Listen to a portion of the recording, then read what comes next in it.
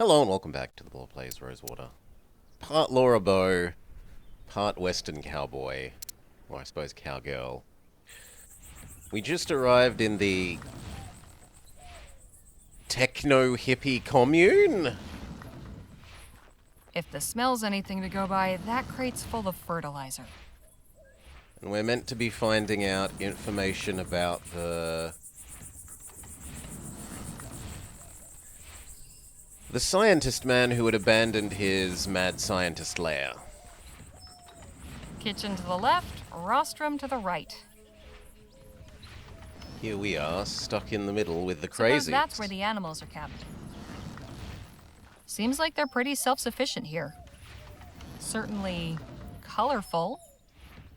They have an automated irrigation system. Pretty ingenious. Okay, and there's an exit as well. I missed the scarecrow. Not very intimidating. No wonder the crops are bare. But that's it.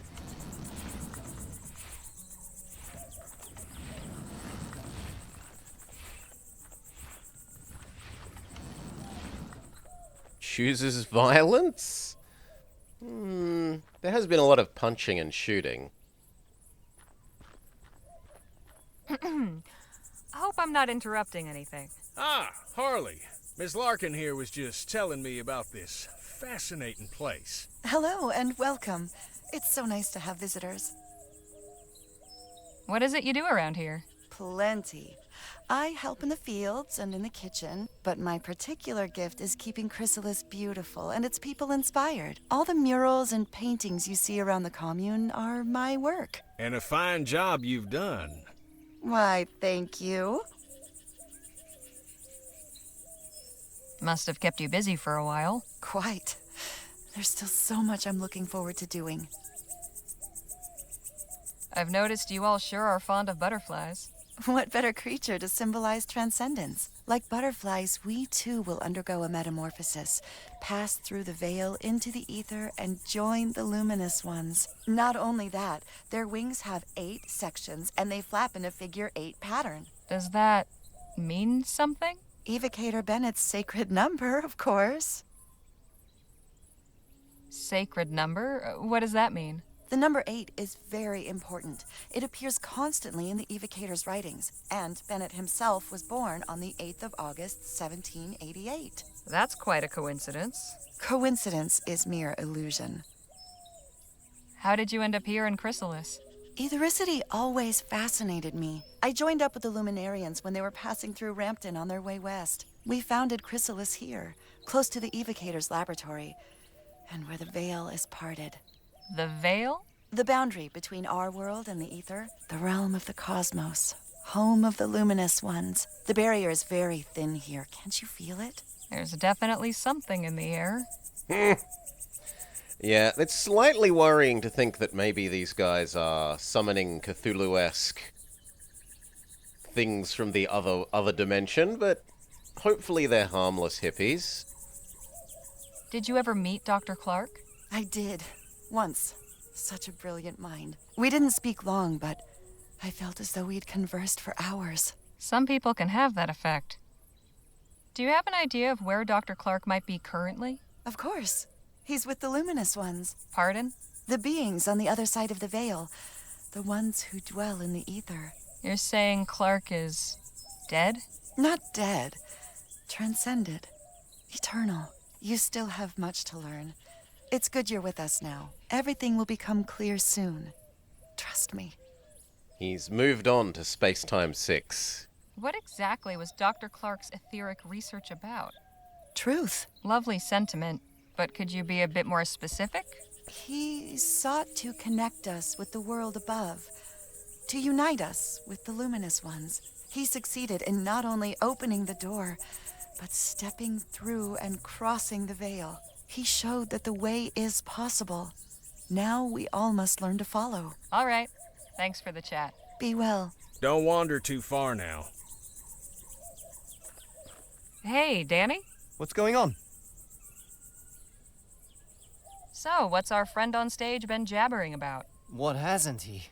This guy makes Jake seem like a silent monk by comparison. Anyway, it's mostly been about Clark, his etheric research in New Britannia, how he built his lab out here after the Expo disaster. Excuse me, miracle, that sort of thing. He says Clark transcended. I'm not sure what that means. I get the impression it means he's dead. Oh, that's too bad. Aww. What's your impression of Chrysalis? Well, it's peculiar. Everybody's got a job to do, a way to help. Nobody's left out, and that's nice. But all this stuff about etheric beings? It sounds, Crazy? You said it, not me. Anyhow, I wouldn't mind hanging around a while. I was wondering if you might help me out with something. What? There's a toolbox inside Clark's lab that's out of reach, and I've had no luck getting it down. Think you might put your pistols to the task? I asked Jake to do it, but he said you were the one for the job. I could do that. Yeah, you want to go right now? Yes. Yes, let's head over now. Let us escape the Sure thing. hippie commune. Just lead the way. Back to the science lab. Ah, Phil. There you are. Had enough of those luminous lunatics too, did you? Not entirely. Danny's come to help get that box down. That's it, up there. Right. You might want to stand over on this side, Phil.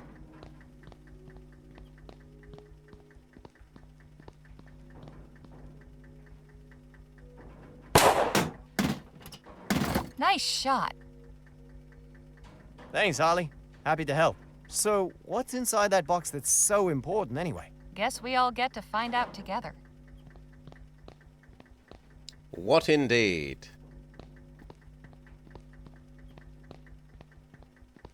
There's more than one way to get a box open. Well, anything good inside? Not really. Just a wrench and this odd dial thing. I hope it was worth the trouble then. That was good practice, at least. I'm heading back to Chrysalis. See you both later. Goodbye, Danny. Seems to be working now. Okay, we've solved that puzzle. We don't need to do anything else. But now that it's powered up, can we interact with this?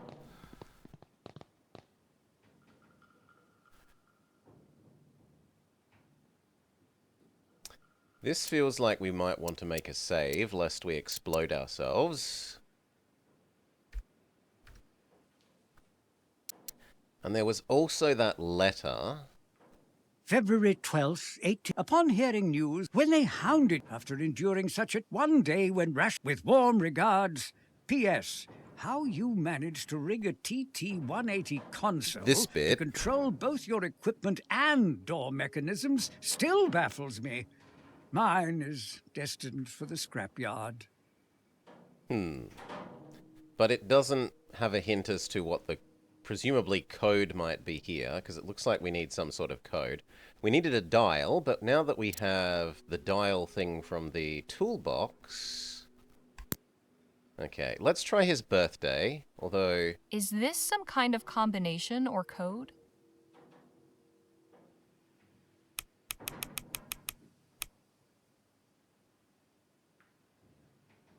It won't turn any further that way. Okay, let's try the code that's indicated here. It won't turn any...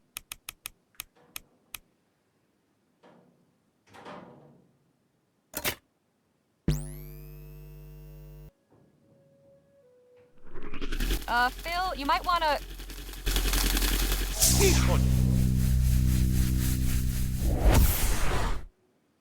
Move. Are you all right? I think so.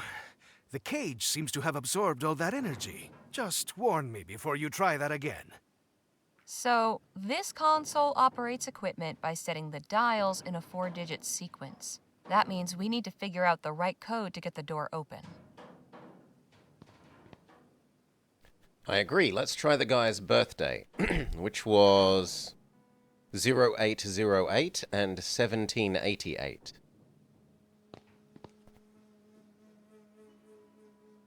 It's a dial.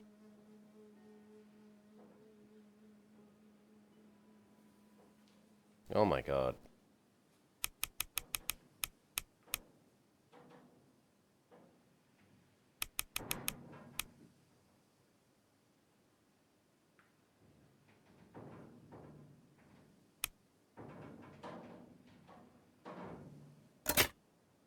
Not Clark's birthday. Good to know he wasn't quite so conceited. And lovely that the game has a voice line if you try that. Okay, what about his birth year? It won't turn any...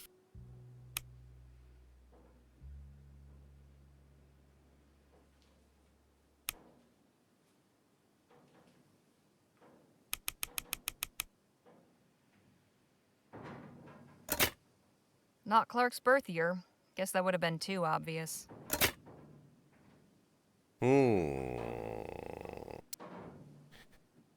Well, the other thing is they say that the number 8 appears a lot in his writing, so let's try 8888.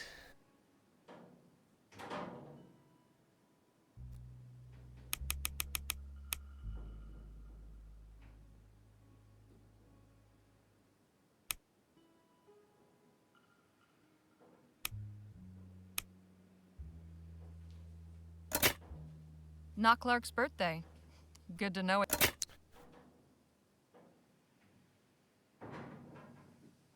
How is 8888 his birthday? His birthday was 0808. But whatever.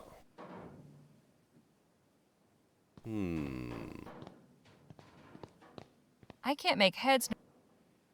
Then I don't know what it would be. Those were the two obvious things to I try. can't see through.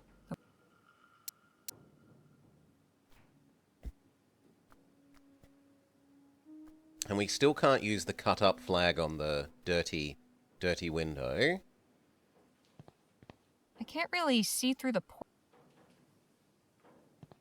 Looks like it's connected to the... And that wire.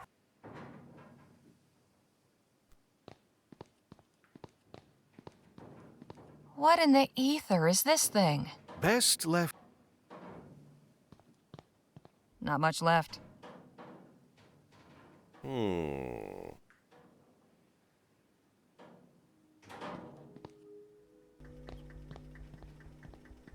And there wasn't any hint on Seems this to be because we working can't now. look at it anymore. So yeah, I'm a bamboozled. I think we best go back to the hippie commune. We made a tiny bit of progress here. I will stay.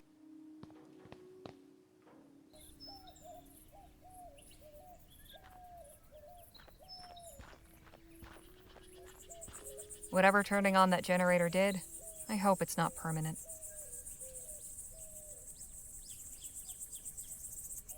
All right then.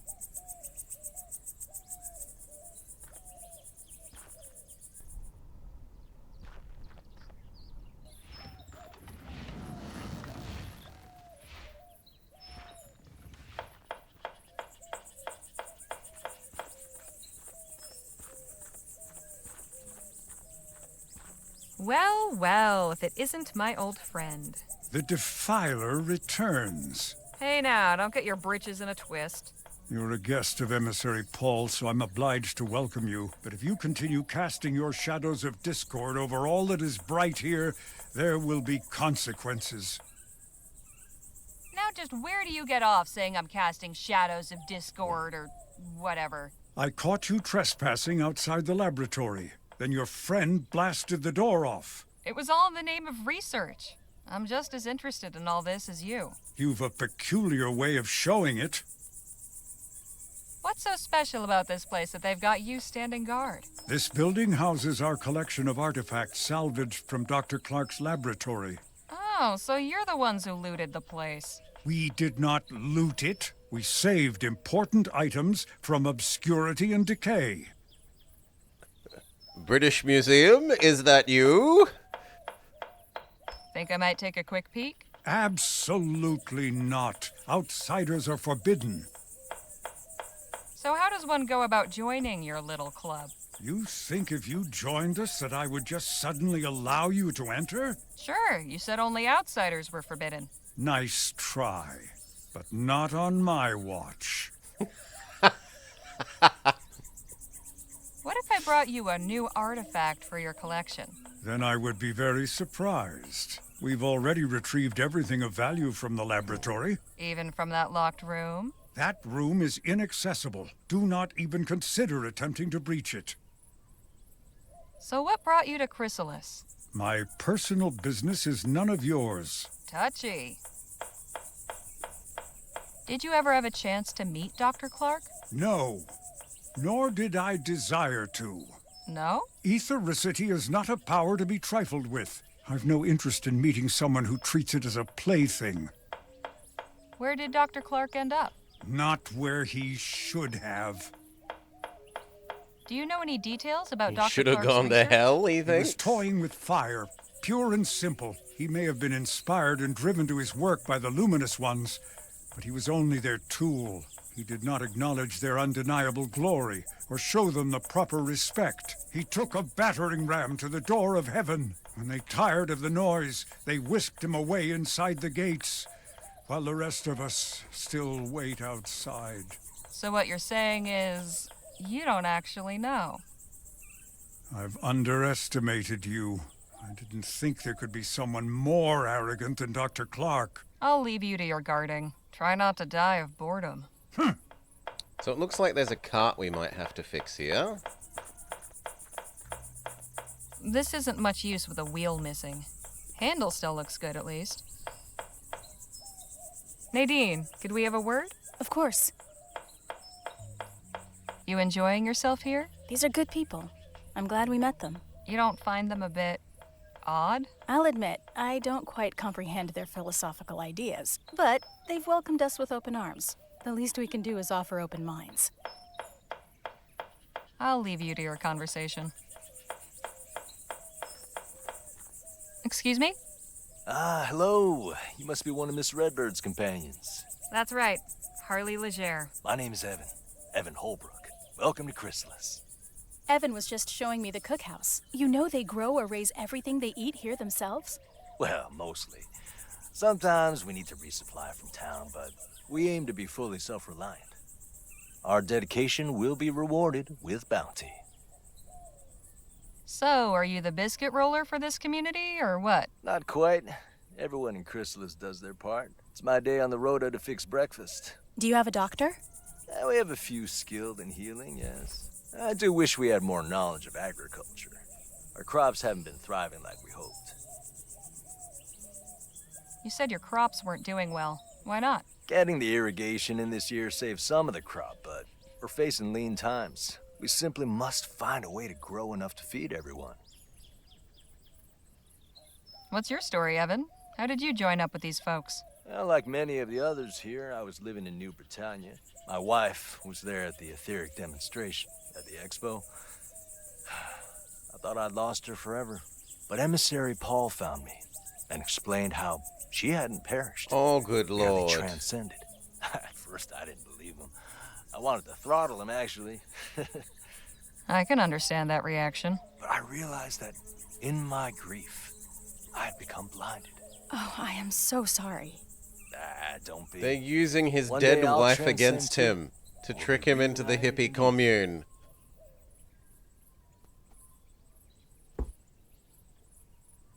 Your friend over there refuses to let me in to see Clark's artifacts. Yes, Samuel is quite a stickler for the rules. Sometimes I think he lets his duties as the emissary's assistant get to his head. Did you ever meet Dr. Clark? Alas, no. I hadn't really heard of him before the expo. I was looking at the wax anatomical models in the medical marvels exhibit. But my wife said they turned her stomach, so she went to see the etheric pavilion instead. I don't think she really knew who Bennett Clark was either. It was just something to pass the time. If only either of us knew what a significant thing was about to happen. Clark's demonstration? Indeed, the miracle that drew aside the veil and took my wife and the other 14 blessed souls up into the etheric realm. I only regret that I wasn't there, so I could have gone along with her. Do you know where Dr. Clark disappeared to? Evocator Bennett didn't disappear. He transcended. Again, you use this word. What do you mean by it? He passed through the etheric gateway and joined with the luminous ones in the cosmos. Oh, Exactly what was Dr. Clark researching? Ethericity, of course. Of course, but what about it? Energy sources? Industrial applications? What? Miss Leger, I couldn't begin to tell you. Whatever reasons he may have given the public, the bankers, the professors, and what have you, his true purpose was to open the way for humanity to pass into the etheric realm. And it wasn't easy. He spent 2 years in that laboratory before transcending. Soon the day will come when we all can follow him. It was good talking to you. I'll leave you both to it. Goodbye for now. See you later, Harley. Quite the contraption. Full of grain, by the look of it.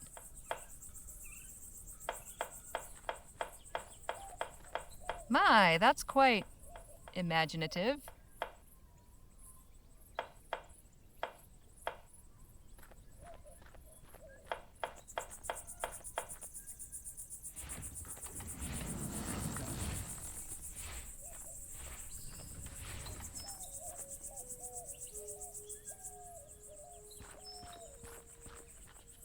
He does go on, doesn't he?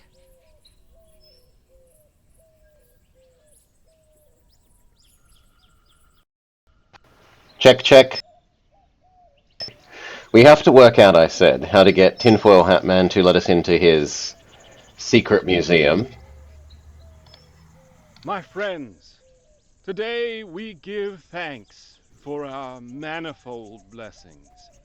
On this day of celebration, the Evocator's Day of Transcendence. And why do we celebrate today, on the 8-month anniversary? Because 1 is nothing special. 1 is an isolating, selfish, 1 lowly number. is the loneliest number. Perfection. 8 is infinity. 8 is the flap of the butterfly's wings. On this day in March of this year, exactly 8 months ago, the luminous ones called Evocator Bennett up to join them in the luminiferous ether. In so doing, they showed us the path of light. Yeah, I think this guy's recording We is all shall follow. a bit Now weird. our soul sibling Bennett dwells But we'll among see. them in the etheric realm beyond this earth, in a transcendent union of cosmic harmony and peace. Yeah, we'll have to see. Boop. Cough, cough, cough. So, is there anyone else we can talk to here? They seem enthralled by Paul's ramblings. A reliable water supply is everything out here. The butterflies sure seem to like these flowers.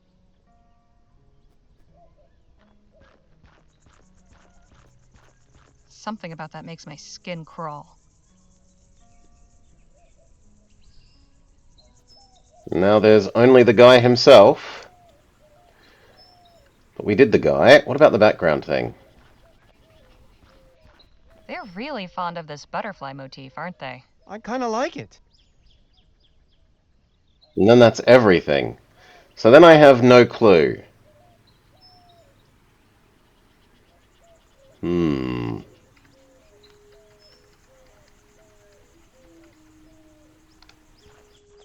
Begging your pardon. How may I help?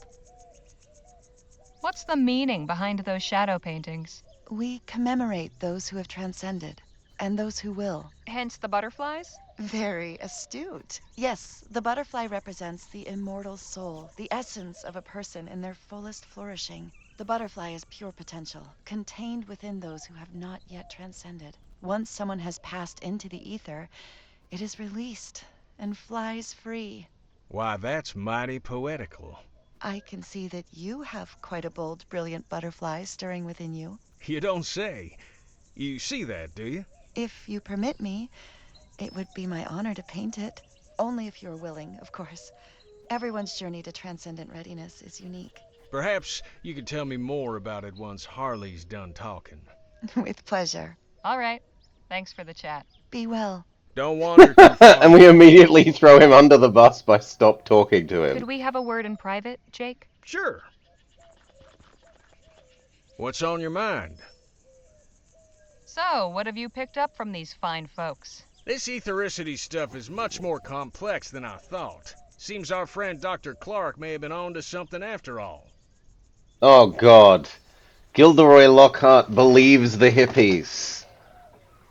I got a theoretical question for you. Shoot. Say you needed to come up with a sequence of 4 numbers. What would you pick to make it easy to remember? Hell, that's easy.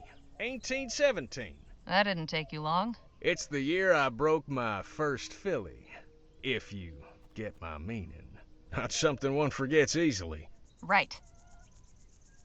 Mm, I think I found a promising lead. There's a shack on the other side of the commune full of things salvaged from Clark's lab. Only problem is it's being guarded by that first luminarian we met. Well, the feller with the tinfoil chapeau? The very same. How can I get past him? He's a peculiar one, but he seems to be the most reverent to these folk. Perhaps you could win him over with a peace offering. There might still be something in the lab that's been overlooked. I'll just leave you to it then.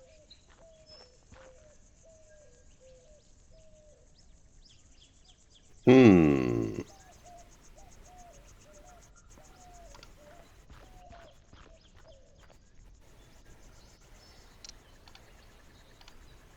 February 12th, 1850. Dr. Clark, upon hearing news of the reactionary and ignorant, when they hounded you out after the expo, and after enduring such a trying year, I know how much building that lab out there meant to you.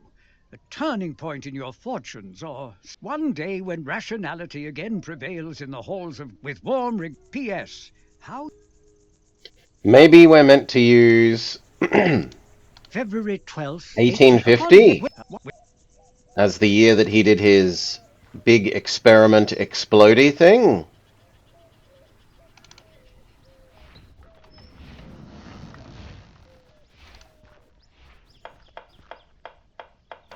So let's try that.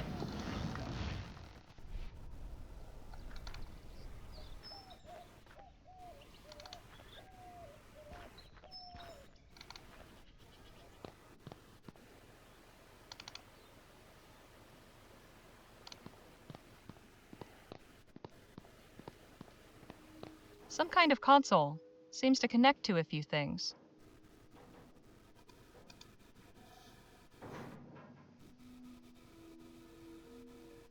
This could also be upside down. What if instead of 9207, it was 1056?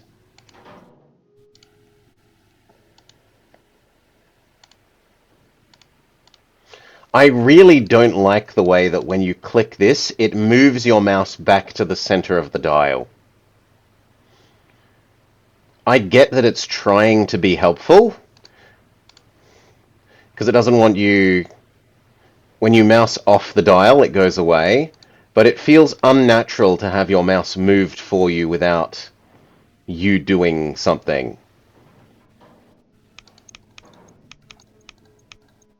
I find it intensely off-putting. Right? Even though I know it's going to happen, I still go to move my mouse to where it Anyway. 5. 1056. No good. I guess those dials aren't set up correctly.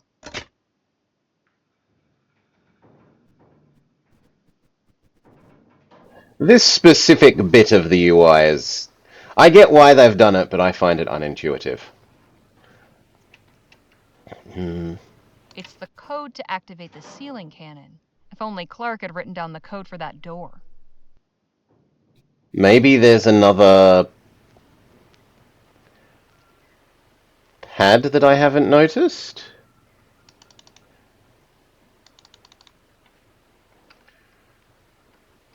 TT-180. Must be this contraption's model number. I guess this measures etheric pressure, whatever that means. In decibars.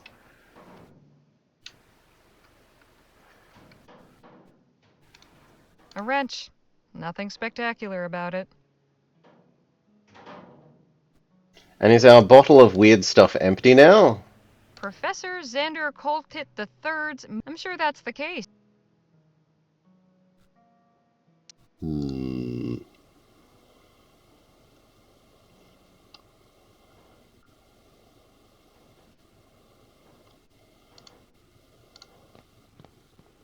Empty.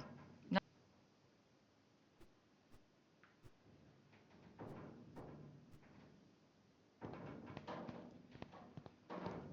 Some kind of.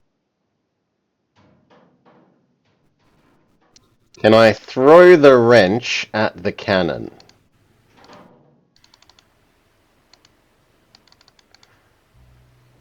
No, it doesn't look like we can use it on anything in this scene.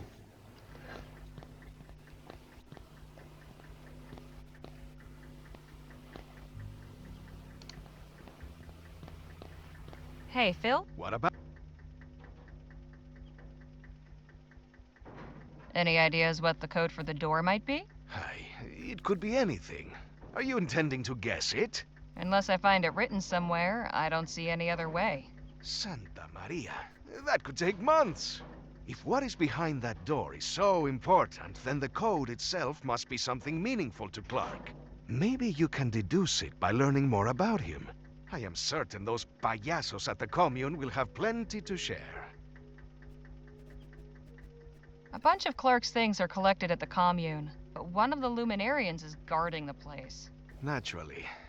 Are you seeking a distraction? If you have an idea, I'm all ears. It just so happens I do. I have had a look around, and this machinery is quite unstable. With a few more items, I could finish what we started with the door and send this whole place up in smoke. That would give you time to search, no? It would, but it seems a touch extreme. What would you need exactly? Well, mainly fertilizer and flammable liquid for accelerant. I can construct a detonator out of scrap I found, but I will need something to serve as the plunger to set it off. Well, I'll consider it. Okay, it does look like we needed Right. to talk to him. He needs the fertilizer from the bags of fertilizer. The plunger, that feels to me like the handle on the little dolly cart. And the liquid accelerant, well, probably our vial of aether. Not aether, sorry, ether. So go back to the hippie commune, pick up some fertilizer and the handle from the dolly cart. I don't particularly like that we needed to ask the guy for a... We've had it happen before, so that's why I did it so freely. But I don't particularly like that we had to ask the guy for a hint to actually make progress. Because until you trigger the hint, he won't tell you, I can do this thing. Full of grain, by the...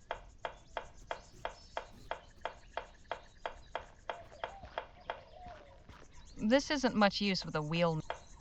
Yeah, I want the handle. I'll have this handle off in a jiff.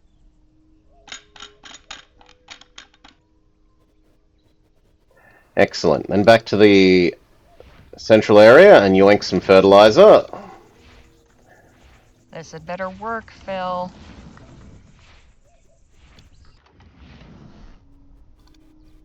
No, wrong place.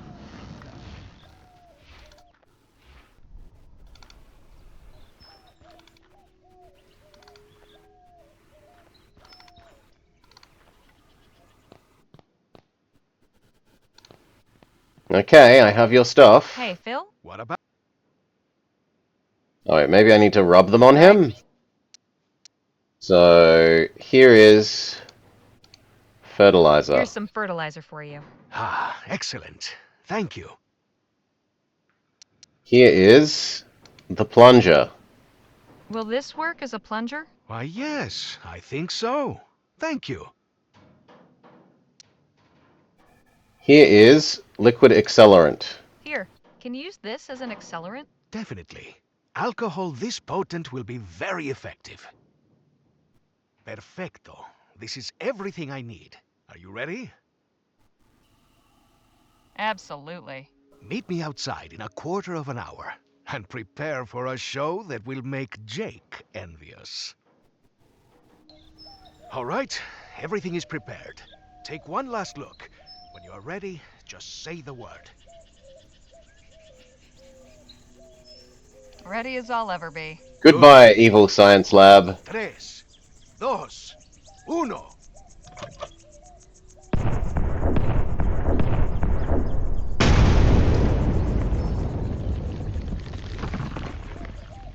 Carajo! That was beautiful! Now, I suggest you get back to the commune and find whatever it is you were looking for. I will meet you and the others by the railroad tracks when you are done.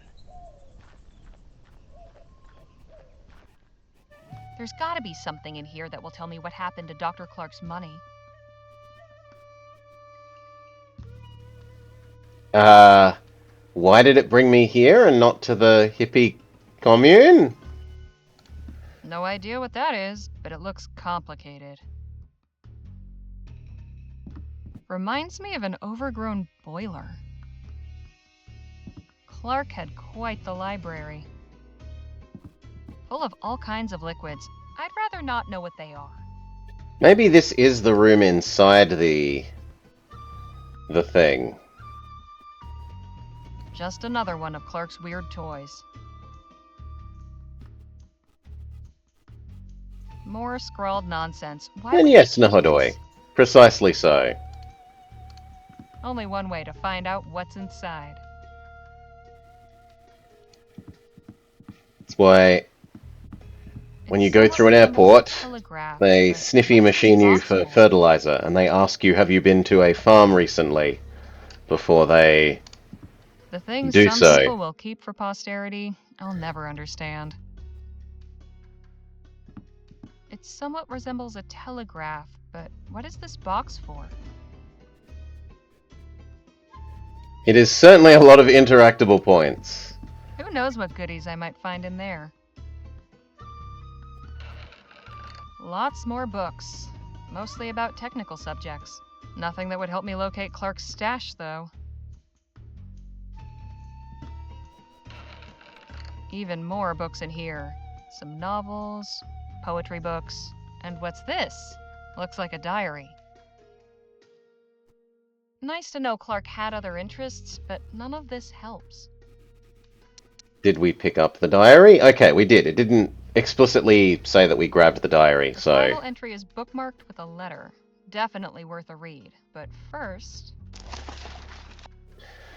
March 13, 1845. I am embarking on a new project, which means a new journal. Here I will record my notes and observations from a series of experiments on the generation and application of etheric energy.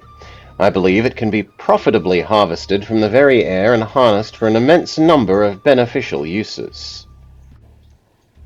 I see the streets of Lamplight City aglow with the smoky flicker of flame from burning costly oil, but with bright etheric lights from lamps that never need fuel. I see compact, efficient etheric engines replacing the bulky and limited diffusion generators that drive Her Majesty's airships.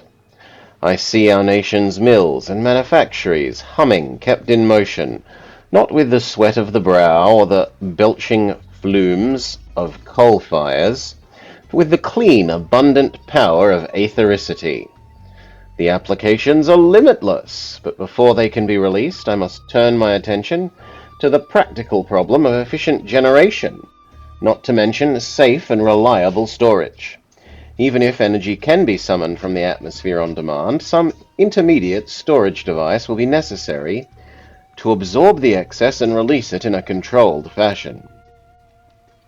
Absent such a mechanism to modulate the unpredictable flow of raw power, the effect would be akin to cooking one's breakfast by exploding a stick of dynamite. Tomorrow I must visit Cunningham's to order glass tubes and ampules Oh, good lord, that is a loud page-turning sound. As he always takes weeks to deliver them. I hope he also has magnetite on hand in sufficient quantities so I can start experimenting with it right away. I will also try the iron filings first.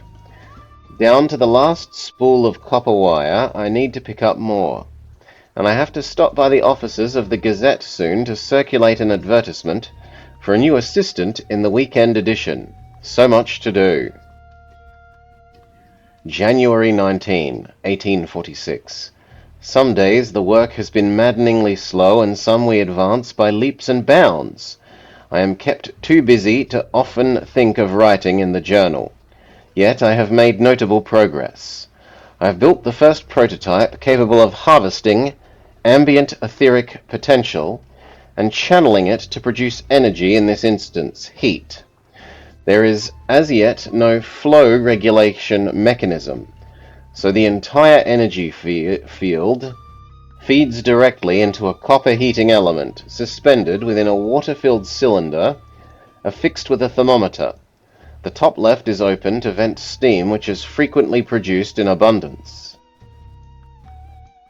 In future, naturally, the entire heating coil steam tube apparatus will be replaced by another assembly capable of converting the ethericity into useful energy, to generate light, say, or perhaps mechanical motion.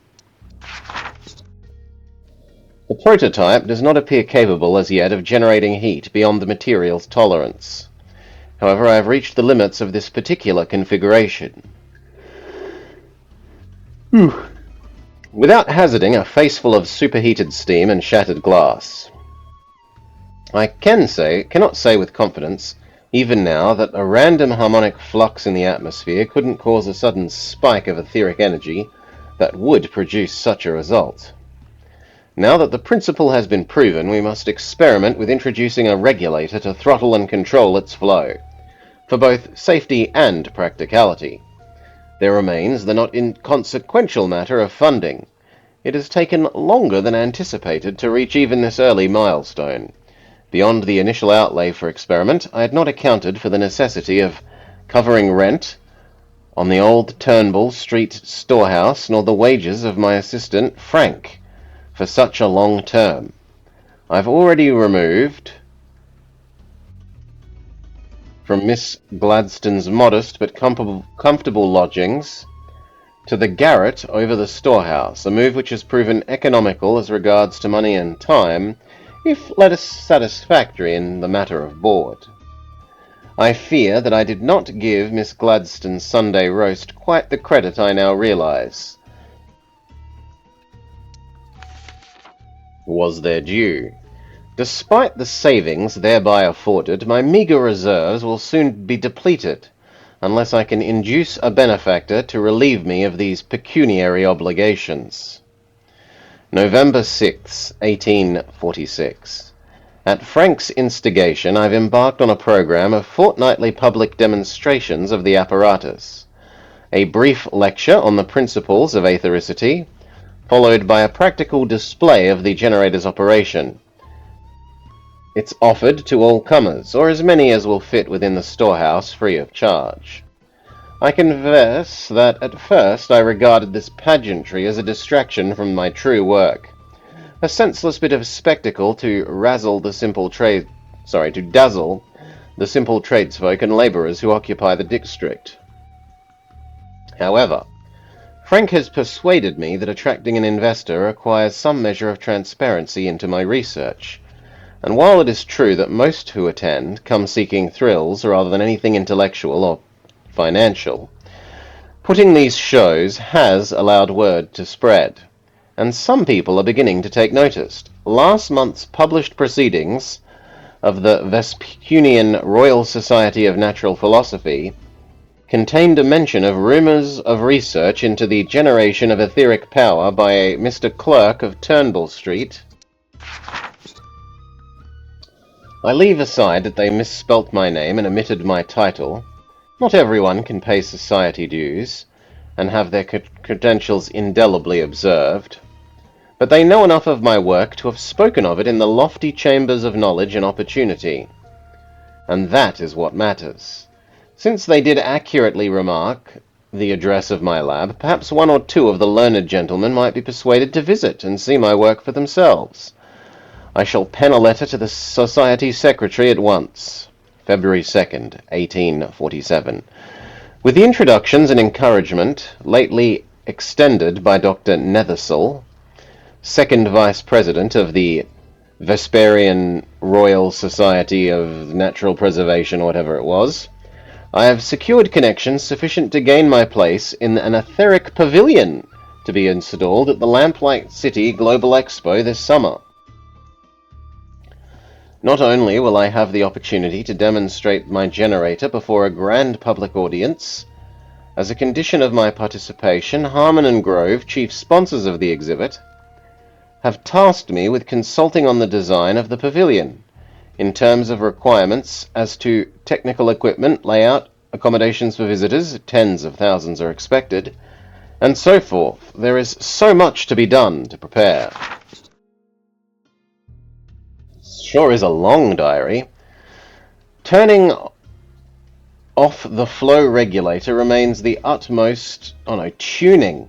Tuning of the flow regulator remains the utmost priority.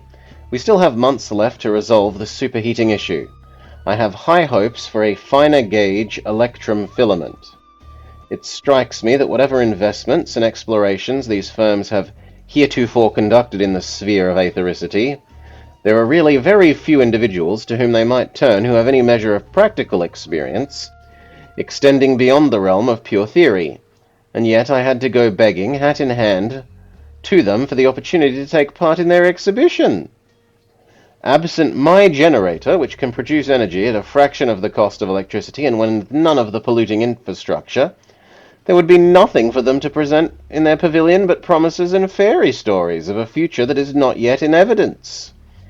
But I should not bristle at indignities and be grateful for my good fortune. At last the world will see the power of ethericity revealed. June 6, 1847. Horrors beyond uttering. I can hardly bring myself to write them here. Frank, poor Frank. Your mother will not open the door to me, and I cannot say that I fault her for it. I will send her your 3 months' wage by post. A paltry sum for your life, but it is all that I have to offer. I've spent the past 2 days sealed in Turnbull Street. Every waking moment spent checking and rechecking the prototypes and consulting my research notes, seeking any error or miscalculation. What went wrong? The flow regulator had exhibited irregularities before, but all within tolerance. Nothing of the scale of that. The police will neither return nor allow me to access the remains of the exhibition model.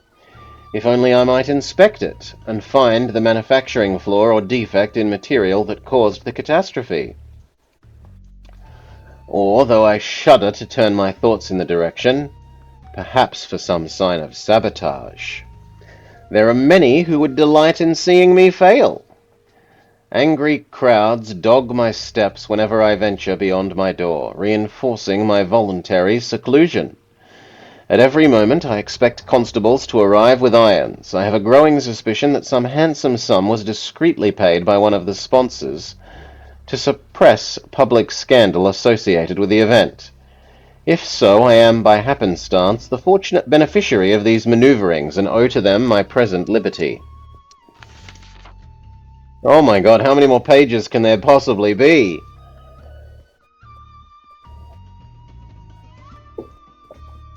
But what use is liberty without my work?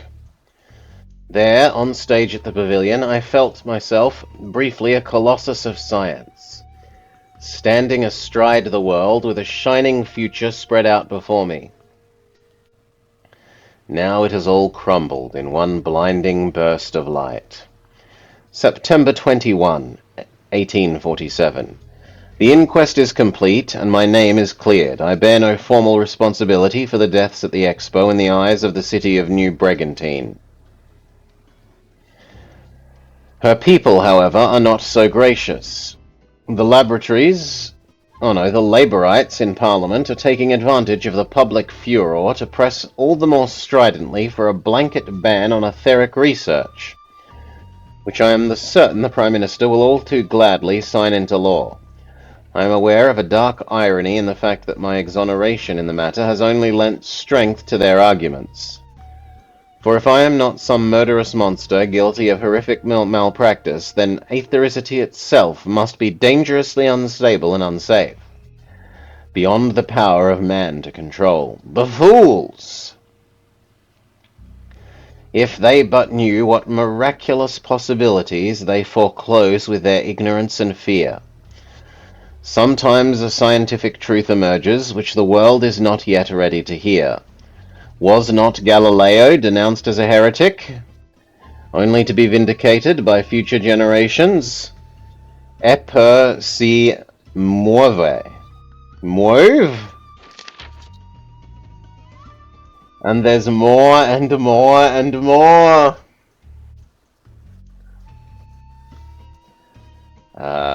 The writers here could learn the benefit of brevity. It is clear that whatever I am to do next, I cannot do it here. I must leave the city and I will go west. Even if total prohibition becomes the law of the land, the law's hold is looser at the nation's virgin fringes, far from the Grand Maison and chambers of Parliament. The desert has traditionally offered refuge to visionaries and hermetic eccentrics. I can continue my work there, away from the throngs. I've come too far and glimpsed too much to give up now. The road of progress was never a smooth one. I have tumbled over a tremendous stumbling block, but I will pick myself up and carry on. Ad Occidentum. January 16 of 1848. My new lab, my hermitage, my sanctuary of science in the wilderness, it is complete. Moving out here has been an adjustment. For want of the various municipal amenities upon which I am accustomed to rely, my resourcefulness has been sorely tried. For ample hydration, my bodily needs as well as my hydraulic pressure, and cooling of my apparatus, I have been obliged to construct a rudimentary water tower. Even illumination, which, living in Lamplight City, I had taken for granted, I must now provide, and have taken to dipping my own candles with spare wax and cotton thread. And more, and more, and more. These labours I undertake alone, unwilling to venture so far as engaging another assistant. Solitude was the point of this relocation, was it not? I believe the desert climate agrees with me. I have found it more conducive to work without interruptions at all hours. And San Bernardo Valley vistas offer quite an inspiring change from the clogged alleys and foggy horizons of New Britannia. I am not wholly severed from my fellow man. A small settlement of Rosewater is only a short distance away, should I need to call upon any of civilization's necessities. While I was timid of my reception at first, I have found the people rather more open-minded than those back east, and I have begun giving occasional lectures and demonstrations for small audiences. If these simple-hearted frontier folk can yet be won over and taught to admire and yearn for the transformative potential of aethericity, perhaps there is hope for the rest of the nation in time. In the desert I am made anew. My sins are wiped clean by the scouring sands, and I begin again. Oh, thank God, this is the last set of pages. May 24, 1849. The fools! They have done it. They have sliced off their own nose and stamped upon it as it lay bleeding in the dust for spite. The Prime Minister, having won re-election in defiance of decency and good sense, has moved swiftly to deliver on his promises and signed a total and immediate ban on all practical research, experimentation, and development of etheric technology. It is a dark age we live in, and thanks to Leroy and the Labourite technophobes, it will stay that way. It is not yet clear what the repercussions will be out here, so far from the halls of power. I have no wish to tempt fate and have ceased all public display of my work. But they will remember the mad Dr. Clark, the erstwhile wizard of aethericity. Oh no, will they? And his self-imposed desert exile. Will they come looking for me like a scuttling bug I must keep to the shadows and hope to escape notice? It is the only way forwards. One day I hope to deliver the fire of aethericity to man and lift him up from darkness and keep him comfort in splendor. For this deed I can but hope that my punishment will be less severe than that which Prometheus endured. The work continues. Unfortunately, this gives us a lot of possible dates. May 24, January 16. I should probably note these down. So, yoink. Not Final Fantasy notes, but Rosewater notes. So, Jan 16, 1848.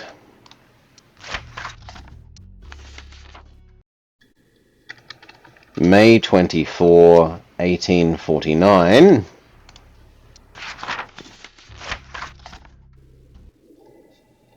September 21, 1847. June 8, 1847.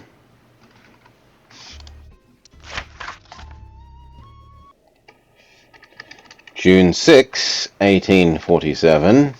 And already this is more options than I would truly like to start brute forcing. February 2, 1847.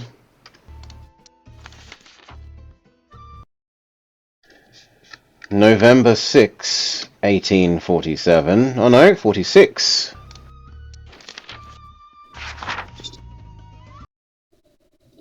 January 19, 1846. And finally, March 13 of 1845. Now, we should mark the ones that we think are most likely to be important first, which I think would be the day of the day that he blew up Frank.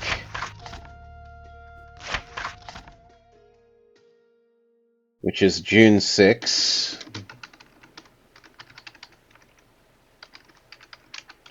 And the day of the Great Exhibition.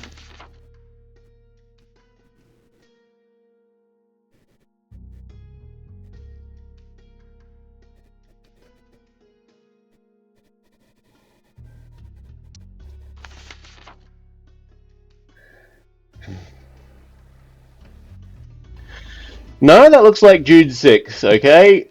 Ooh. The clock's not running. Must have something to do with that machine. Looks like a smaller version of the power generator in the lab. That didn't do much.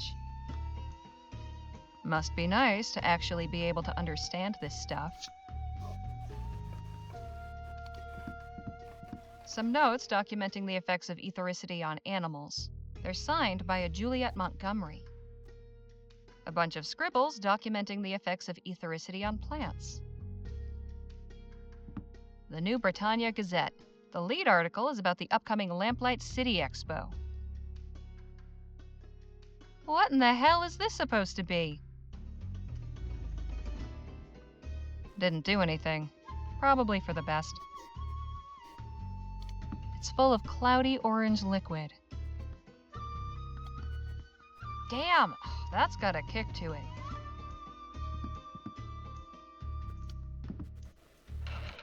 Lots of extra glassware. Nothing I need. Thank God, I was fearing the cupboard would be full of books and have another diary. Nothing but empty vials and flasks.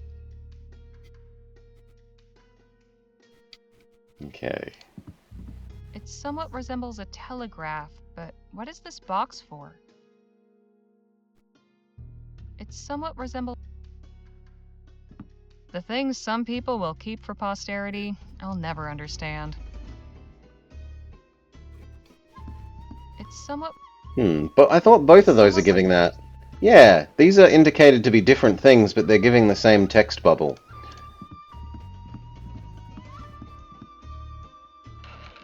Bottles of different colors. Nothing helpful.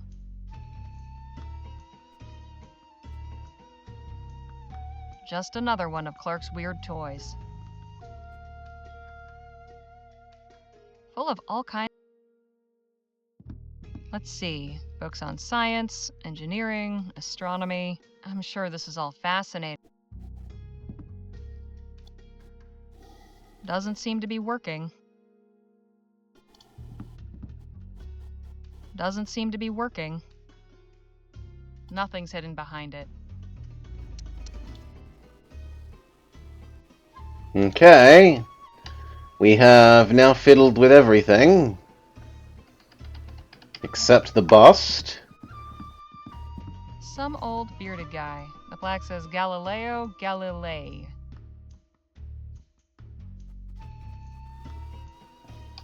And there's no other room here, so the only thing of I'm value not leaving seems... until I know for sure what became of Clark's money.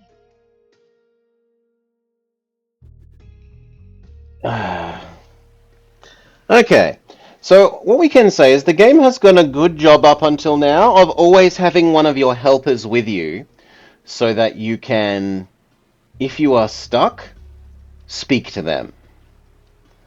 And they will give you a hint.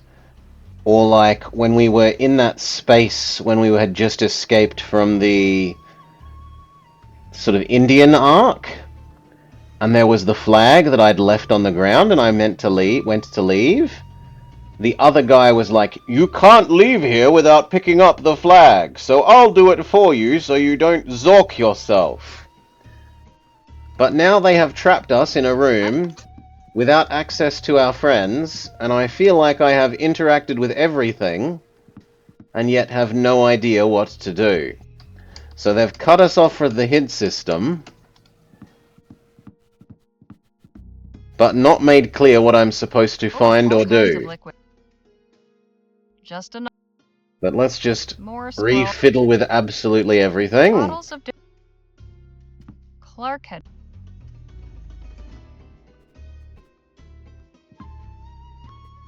Doesn't seem to be working. Maybe I can fill it with... Nope, they've taken away my bottle of ether. I was going to say maybe I can fill this with alcohol and it will run. Doesn't seem. We poked that and it did nothing. Didn't do it. We poked that and it did nothing. Damn.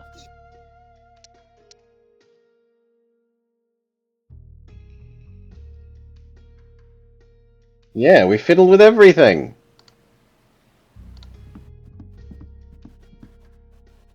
No effect. That didn't do much. Nice to know. Lots more. Must be nice. The plants, the animals. Some notes. The new Britannia. Lots of nothing but. It's somewhat. The things some people. And I can't imagine that our flag or... I mean, maybe I meant to dip the flag in the liquid? But nothing looks interactable. Like, item interactable here.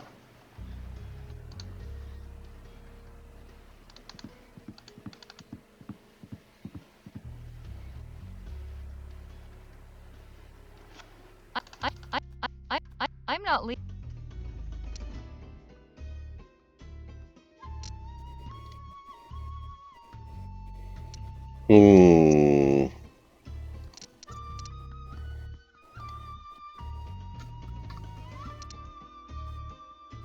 Yeah, I don't know. You got any ideas, chat? Because I am a bamboozled.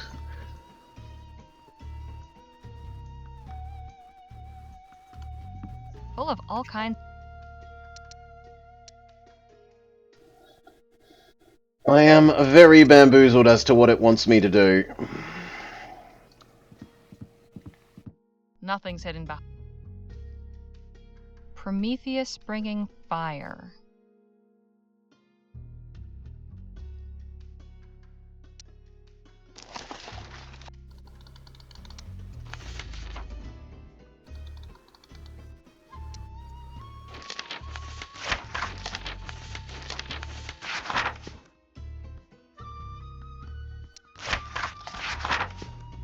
Why is there a missing page?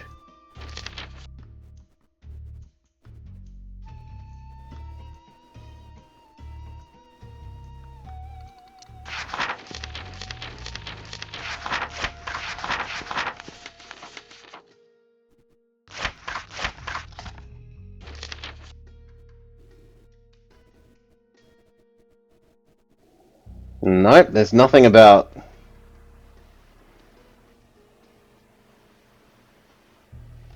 Nothing about the current zone that we're in.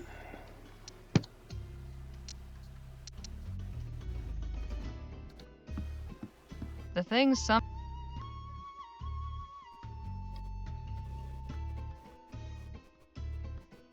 Well, let's just go absolutely left to right. Full of all kinds. More scrawled nonsense.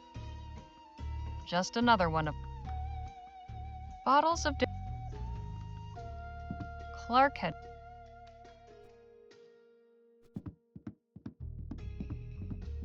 It somewhat resembles a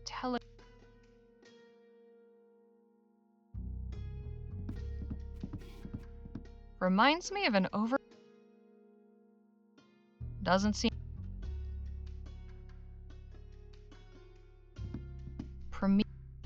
Nothing's.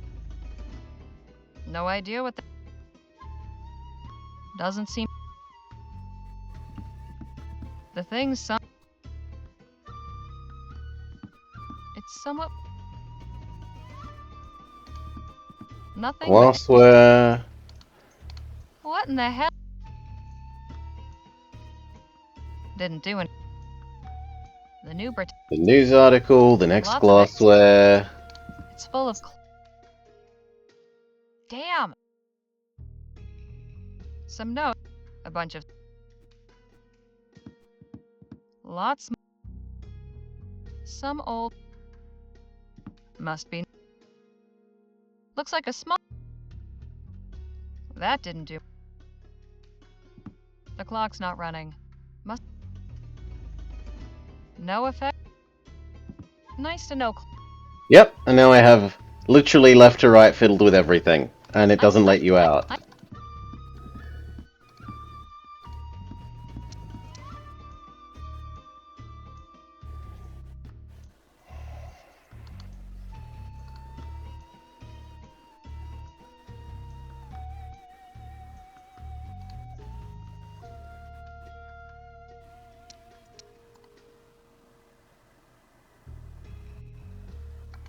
Am I meant to use the arrowhead on something?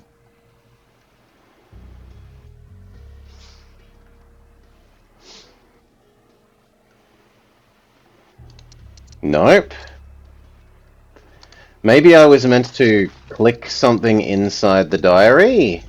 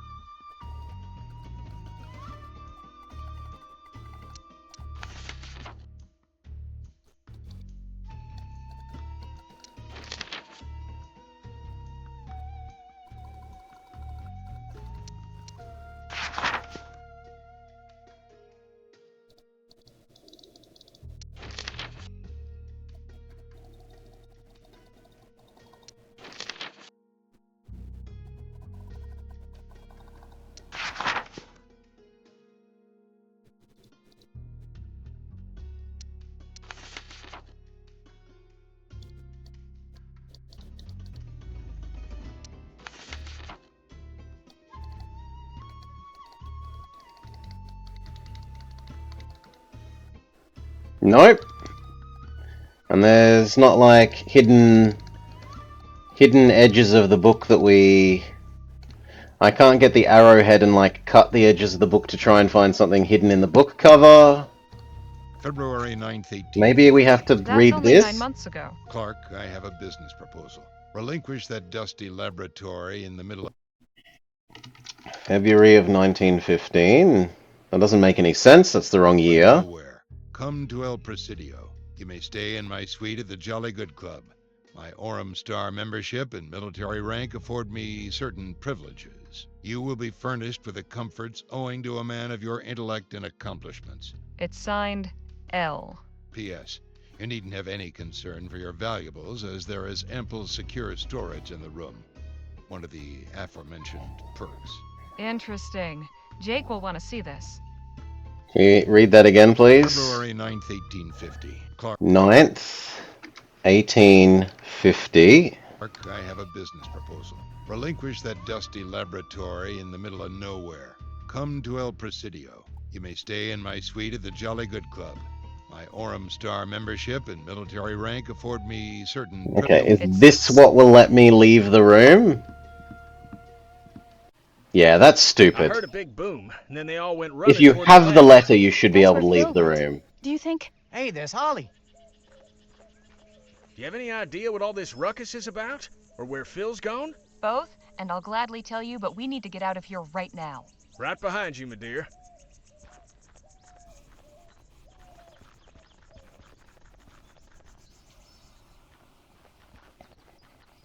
I'm glad to see you all made it out of there in one piece. Likewise. Would you two care to explain what that was all about? I needed a way to get inside that shrine to Clark, and Phil provided the distraction. So you blew up the lab? You should have seen it. Some of my finest work. I have to admit, that was resourceful of you. Although we probably shot whatever goodwill we had with the Luminarians. Oh no, not the hippies. Whatever will we do without the If you ask me, hippies' we did the goodwill? world a favor by raising that chamber of horrors. I assume you didn't come up empty-handed. I found Clark's journal. Have a look at this letter that was inside. An invitation to the Jolly Good Club in El Presidio? Yep. Check the date. 9 months ago. Wow. That's right about the time he disappeared, isn't it? It is indeed. I'd say it's obvious that the good doctor accepted the invitation. And took his money with him? Well, it wasn't in Chrysalis or his lab. And listen to this. You needn't have any concern for your valuables, as there is ample secure storage in the room. Don't get much clearer than that. So we're bound for El Presidio. Suppose we should start packing if El Presidio is our next destination. Now, let's not get ahead of ourselves. First and foremost, we need some transportation. You haven't got any? Don't you tour around? Sure, but our show wagon ain't gonna fit all of us.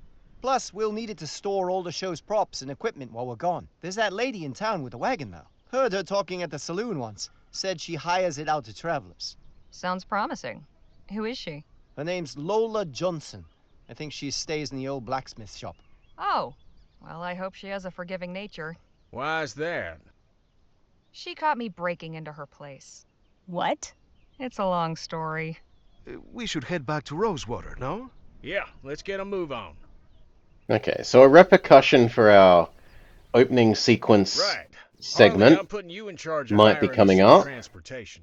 Danny and I are going back to the theater to settle some business. Come get us once you've arranged a ride. And just how am I meant to arrange it? Financially speaking? Well, now that may get a mite tricky.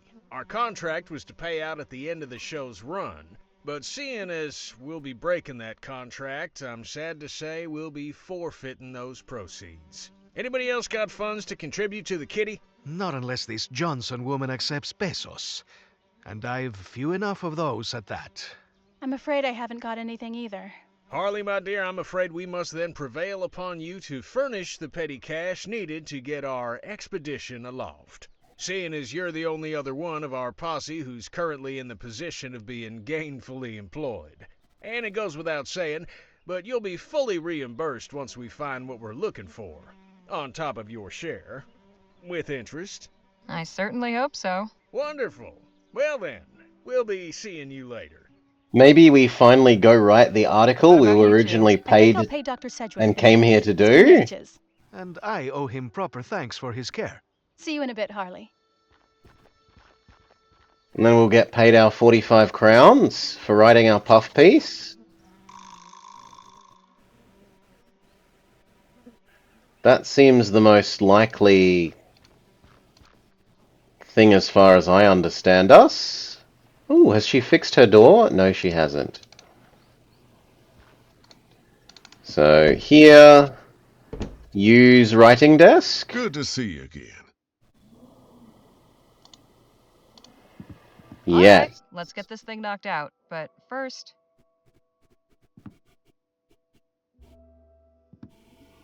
Okay, time to bring home the bacon. The big question, how to open? Open with a positive account of the Wild West show, or open with an account of the bar brawl. Ooh. That's exciting. I'll go with the bar When this brawl. writer was assigned to pen a profile of a Wild West legend, she never expected to become embroiled in the action firsthand. But no sooner had my private audience with Gentleman Jake concluded than a saloon brawl erupted in the barroom of the Jack of Diamonds, and Mr. Ackerman's legendary pugilistic prowess was put on full display. Now the middle section needs to recapture the reader's interest. Let's see.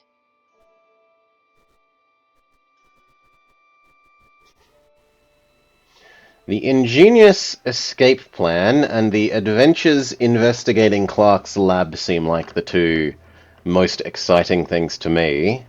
Let's go with the fake gun plan.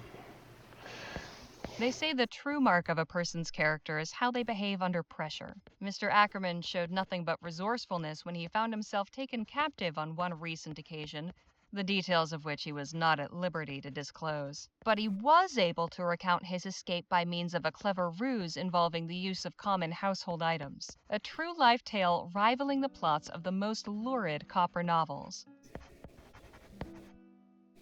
And now for an ending.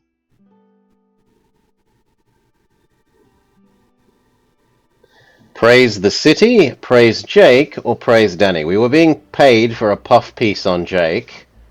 So puff piece on Jake we shall do. All in all, Mr. Ackerman has shown the true qualities Even of though we a think reader he's and Gilderoy hero. May Lockhart. his adventures persist, and his tales continue to inspire and delight. All right, that should do it. Now, what should I title it? The Continuing Adventures of Gentleman Jake. Jake Ackerman, a True Gentleman, Untitled. A frontier hero comes to town. No. The Adventures of Mr. Guy. Continuing Adventures of Gentleman Jake. And done.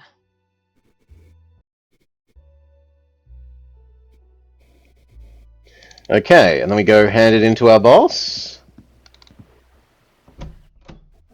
Good to see you again, Harley. Hope you're spinning me some aurum. Well, I've spent the past couple days following Jake around, gathering plenty of straw.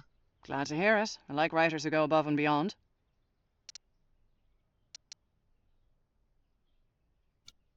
I hope this is good enough. Rub article on boss. Here you are, Joni. One profile of Gentleman Jake, ready to print. Let's have a look. You know, writing the headline is normally the editor's job. Now let's see. Not even in town for a day, and Spitfire Harley makes her comeback. This is good. You've kept it brisk all the way through. Not bad, Harley. Not bad at all. A few snips here and there, and this will be fit to print. Here's your fee, as agreed.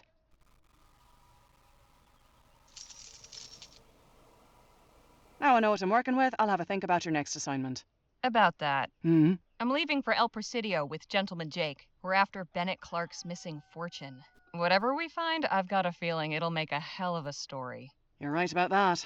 Tales from the wild frontier are in vogue these days, and folk will be gumming to find out what happened to Clark.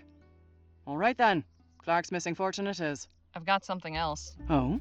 Do tell. While I was going around with Jake, we spent some time with the Otham. I learned Yes. that they've come under constant attack from the soldiers at Fort Beaumont. What? Why? That's the thing, there's no reason. They pose no threat, yet the soldiers harass them anyway. In one recent raid, all their crops were torched. That's atrocious. People need to know about this.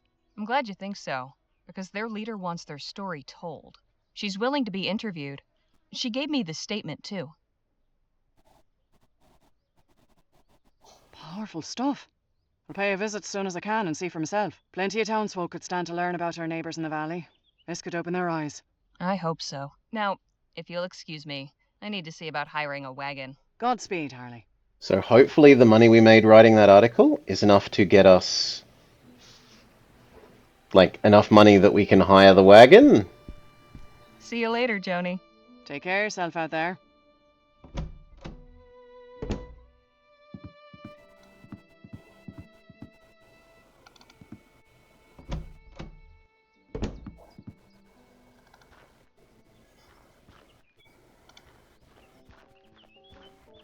You just keep turning up like a bad copper, don't you? Nice to see you, too. I'm nearly afraid to ask, what in the Sam Hill are you doing now? I'm selling maps of the town. To whom, exactly? Near as I can tell, I'm the only new arrival. The locals in the market for maps of a town you can circumnavigate in 10 minutes. You're a real stick in the mud, you know that? Don't go anywhere. Not like there's anywhere to go. Feeling lost? Buy a map of Rosewater. Just 1 crown.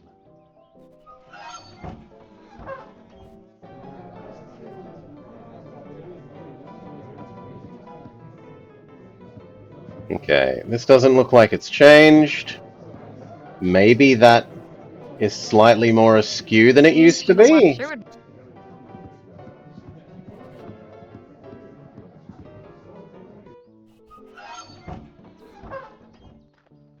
Maps for sale. Get your maps here. Oh my god, if we buy a map, will he shut Not up? now, lady.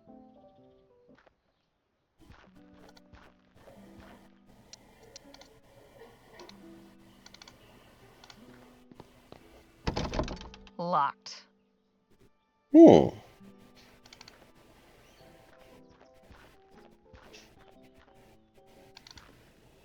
We could also try the Undertaker. Business seems slow today. No, Undertaker still not open. Well, what about the doctor's house? Ah, Miss Leger, it's good to see you again. Nadine and Mr. Marquez were just telling me how you all were acquainted. Please do continue.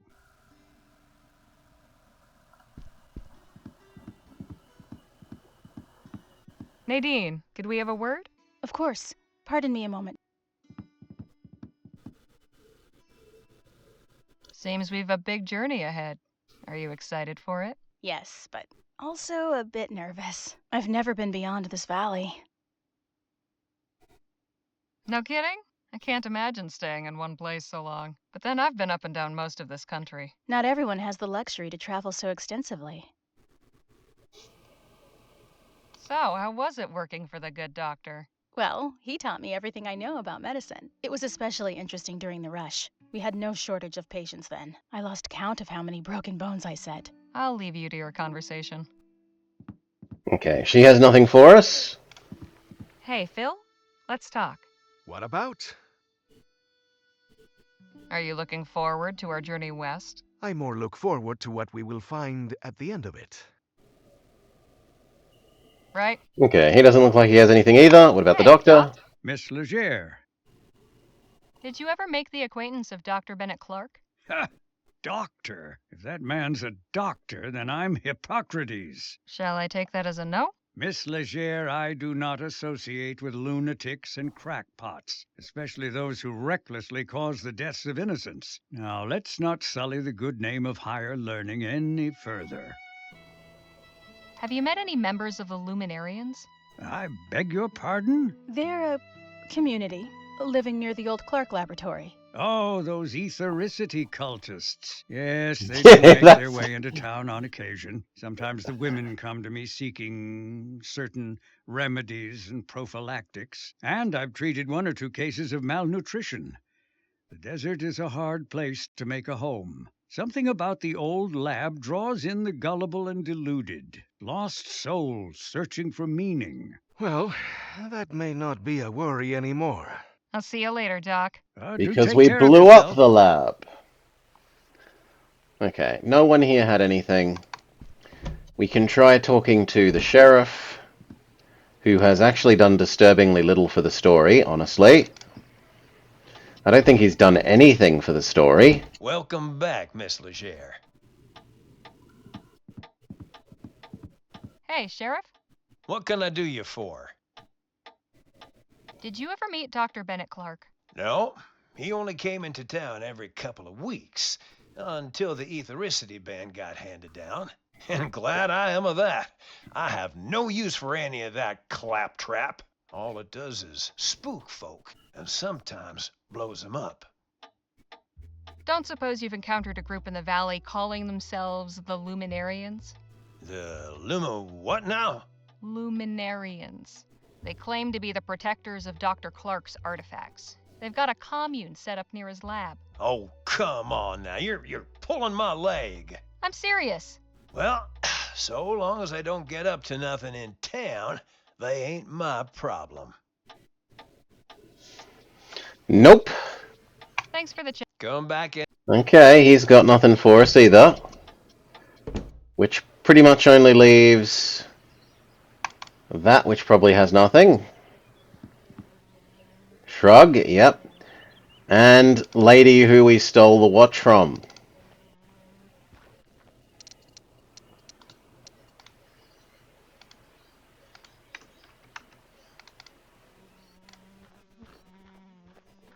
Here we go.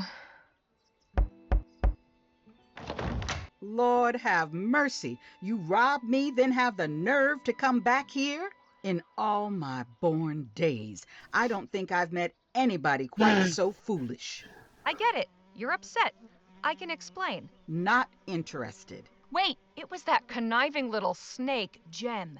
He said the watch was his, said you'd stolen it. He got one over on me. I apologize, truly. Bully for you. If you really are sorry, get it back. Fair enough.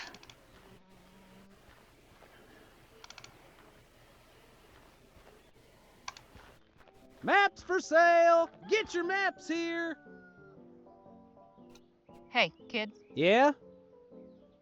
Give me the watch You have back. something that doesn't belong to you. Could you be more specific? Lola Johnson's watch.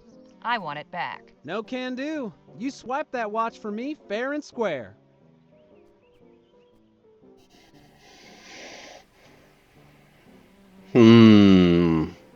Yeah, he deserves a good thrashing. He tried to mug us or be involved in the mugging of us right as we got to town. You're on thin ice, kid. Hand over the watch or I might do something I'll regret. No, you won't. We're in the middle of the town thoroughfare. You lay a hand on me, and everybody and his dog will see it. Do Let's it! give them a real show, then. Ugh. Can't say I didn't warn you. Take the watch! Here it is. I'd better get this back to Lola quick.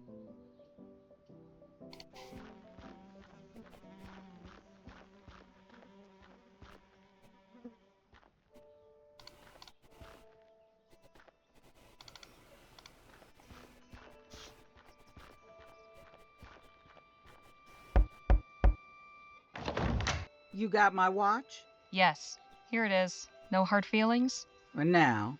Why'd you come back here anyway? Name's Harley Leger. My companions and I are headed to El Presidio, and we heard you've got a wagon for hire. I do? How many are you? 5, including myself. Listen close, because I'm only going to say this once. You pull anything funny again, and you get left on the side of the road. Understood? Yes, ma'am. My fee is 40 crowns up front. Done! Here's your fee. Yeah, we couldn't afford Good. that unless we'd written Get the your posse article. together and meet me outside town at sundown. We'll head out then.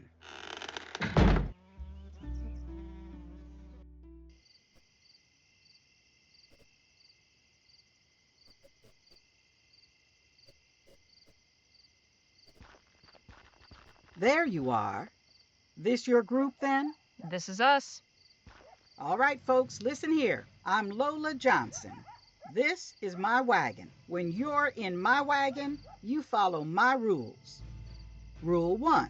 I'm your driver, not your friend. While we're moving, leave me be. That means no yammering in my ear about how pretty you think the mountains are.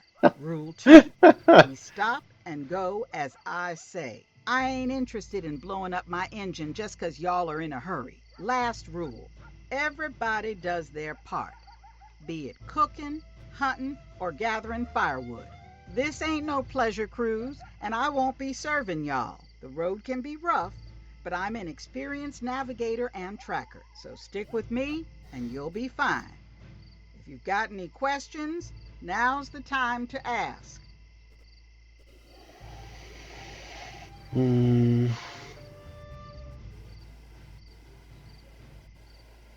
We understand. You'll have no trouble from us. All right then, let's get a move on. Time's wasting. I ain't got no questions. We are off, with the first faint tendrils of dawn at our backs. We head west for El Presidio on the trail of the elusive Dr. Clark.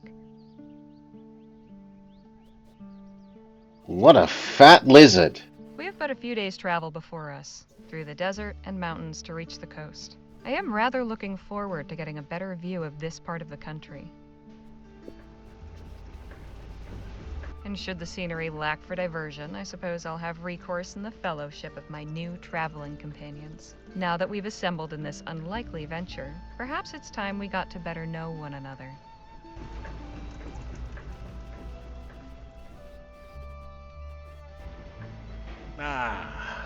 Feels good to be underway at last. Yes, though I must admit I tend to become restless on long trips. Well, we got cards, books, and conversation. Plenty of ways to pass the time.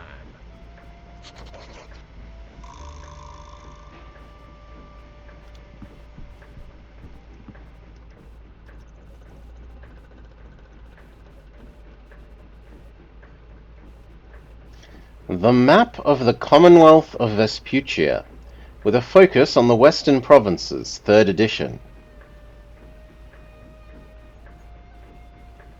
Las Virginias,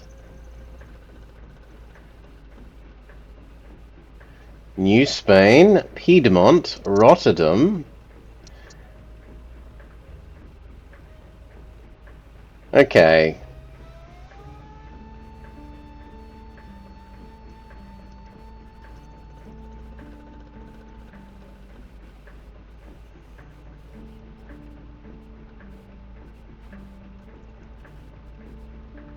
It's weird how things are like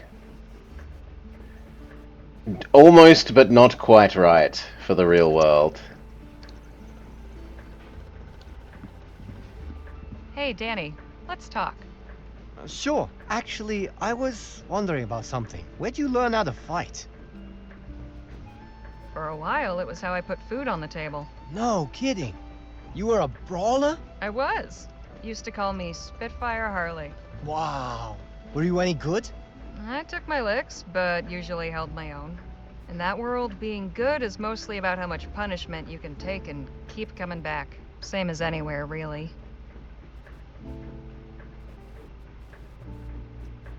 When the Otham had us locked up, you said something about having been in a similar predicament. Have to say, I've been curious. Oh, right. Well, it's not that exciting. Nothing like one of Jake's stories.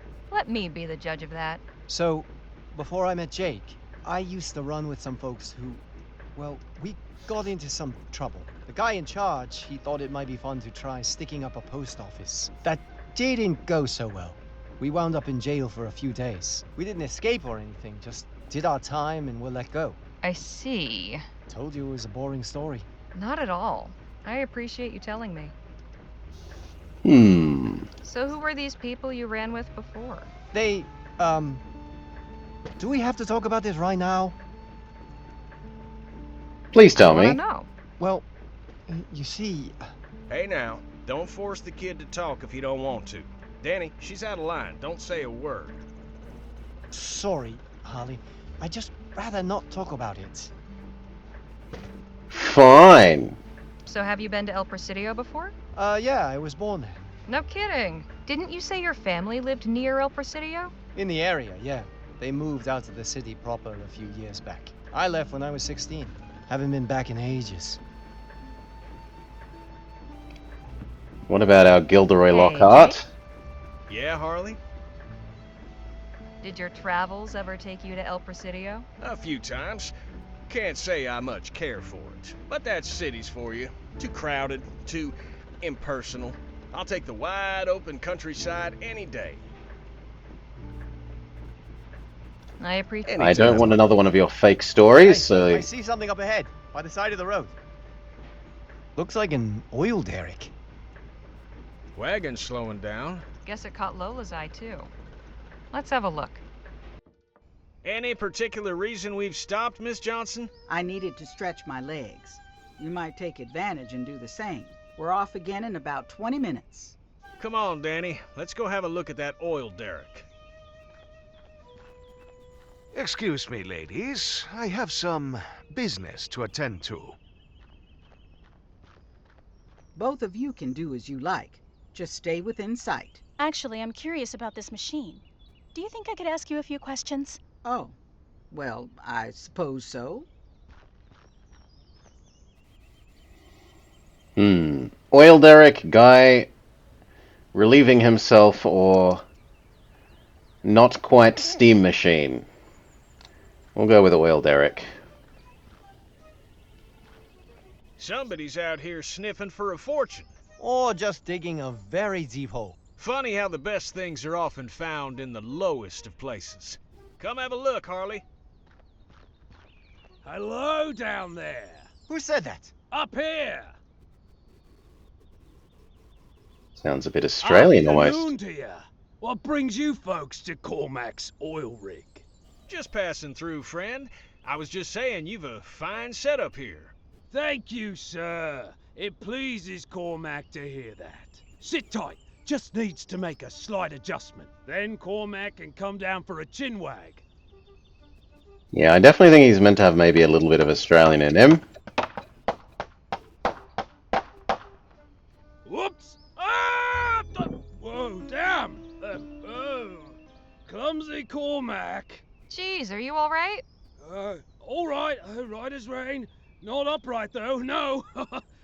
Good thing you folks is here. Hates to be a bother, but Cormac is in a pickle. Could you, lend a hand? Cormac would be ever so grateful. Please stop referring to yourself in the third person.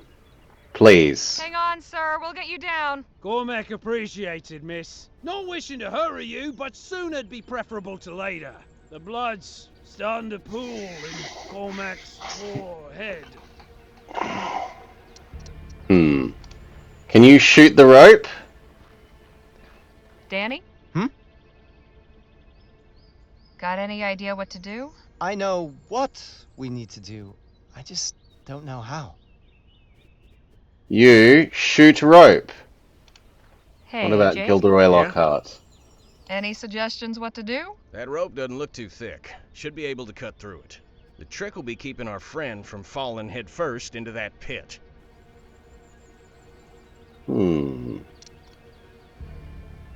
We don't have our old stuff.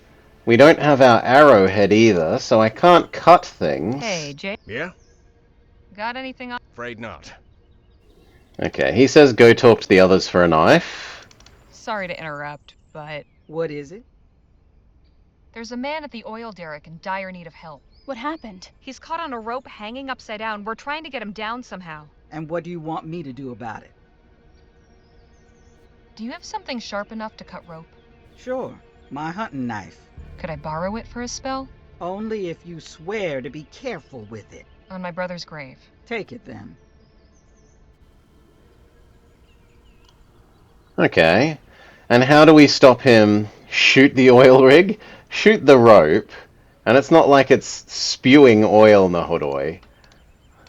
It won't be a case of set the man on fire.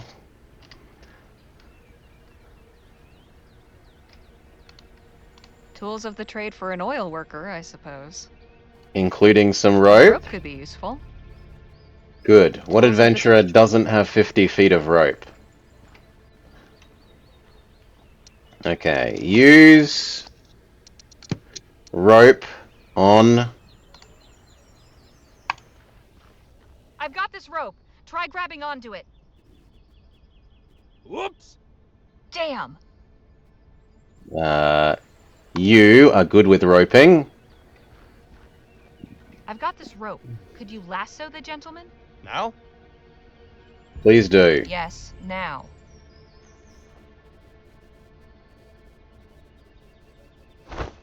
Well, now we're shaking. How's about getting Cormac down? Now, how do we cut this? Well, we have the knife.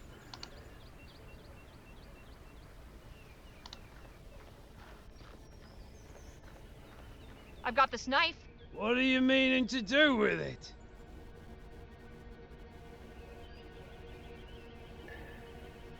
I don't like either of those. Both of these feel like we would lose the knife. I'm not quite sure. So, let's make a save. I did promise to take good care of the knife, and having other person drop it doesn't feel like that to me.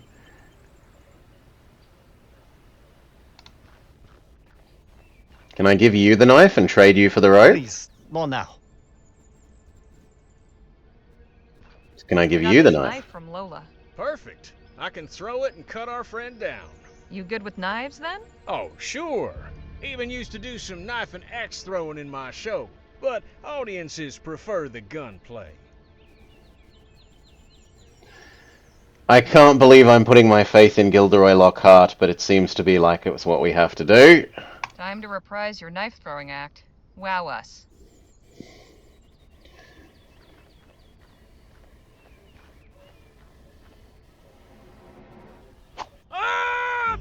You got him! Let's pull him up, quick.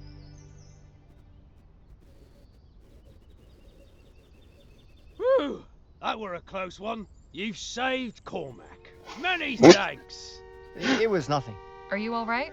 We have a healer with us if you need doctoring. Ah, no need to trouble yourself. Cormac's feeling all right. At least the Blobber doesn't constantly refer to himself as the Blobber. How come you're doing this clearly dangerous work on your own? It's not so bad. Cormac's used to this sort of thing. Cormac used to be a sewer worker in New Britannia, you see. It's all the same, really. Digging around in muck, tending to machinery. But Cormac's got more friends these days. Mud's much nicer to be covered in than sewage. Before we go, anything else you're in need of? Well, you said you was passing through. Whereabouts are you headed? El Presidio.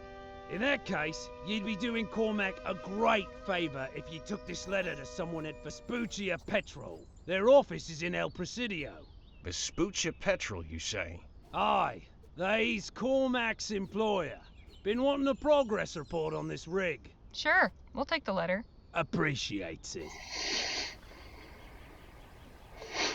Alright, we'll be going now. Promise you'll take more care. Aye, Cormac will do his best. Farewell, and thanks again for helping old Cormac. Goodbye, Cormac.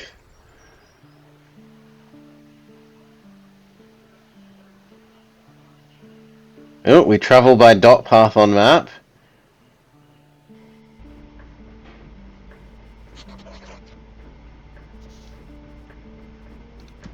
Phil? Señorita?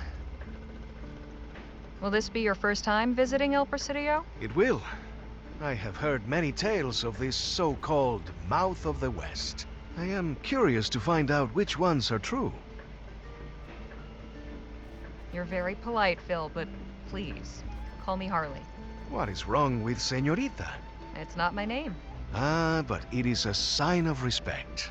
I would never dream of addressing a new Spanish lady by her given name.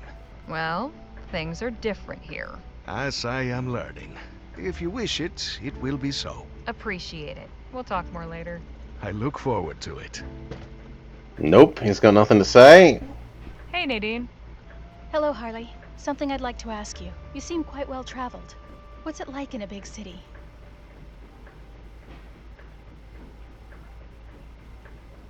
Well, everywhere's different. I've never been to El Presidio before. It's big, but from what I hear, not as crowded as cities back east. Doubt it's anything you can't handle. Stick with us and you'll be fine. That is something of a comfort. When did you return to the Otham? I went to them in April of last year, but it wasn't a return. They took me in. People were leaving town, and there was less need for me at the clinic. It was Dr. Sedgwick who encouraged me to find my own path. The Otham were kind to accept me as a guest, but truthfully, I'm glad for this opportunity to travel with you and the others. You said the Otham took you in. They aren't your people? No. I had assumed that myself, I so don't know who my people are. more the pity My me. father never told Dr. Sedgwick, and I have no memories of him talking about it. I think my parents came from somewhere to the east, but I'm not even sure of that. Have you ever tried tracking down where you came from? No, I've considered it, but it's complicated. Perhaps someday. So how'd you become a healer? Did you go to school? No. I mean, I attended the missionary school for a few years as a child, but not to learn medicine. I was taught by Dr. Sedgwick. I worked as his apprentice for nearly a decade. He was a wonderful guardian and mentor. I am grateful for all his care. You said Doc Sedgwick was your guardian? What about your parents? I never knew my mother. She died soon after I was born. My father worked for Dr. Sedgwick, which is how I came to his household. He took me in when my father died from an infected wound. I'm so sorry. How old were you? I don't remember exactly, but I couldn't have been more than 5. Is that why you wanted to That study have anything to do medicine? with you choosing to learn medicine? I suppose so. Yes. If I can save somebody's loved one, grant them extra time to cherish together, well, there's no better way to help people, is there? We're slowing down again. Good. I could use a change of environment. Harley, could I have a word outside? Sure. Sun's getting low. Time to set up camp. Harley and I'll be back shortly. Just gonna take a walk over to that spring. Danny and the others can aid in the preparations. You better not be skipping out every time there's work to be done, you hear? Shall we? Lead on.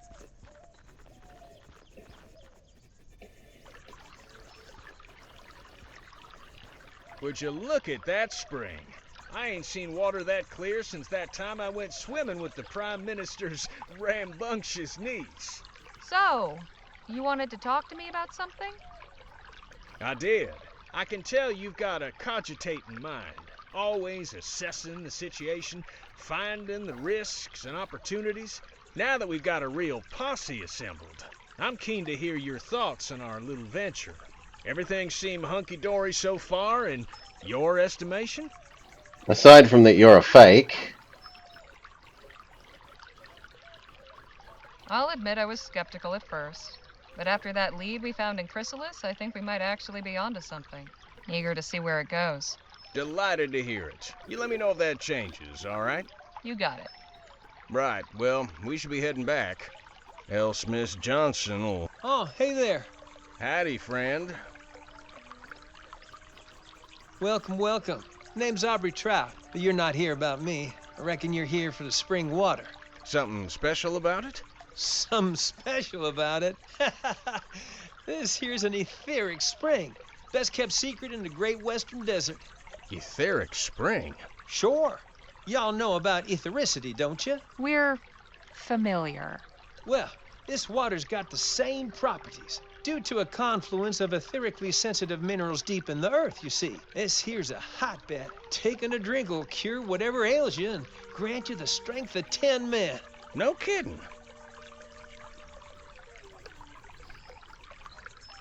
Okay, so prove it. Gladly. Observe.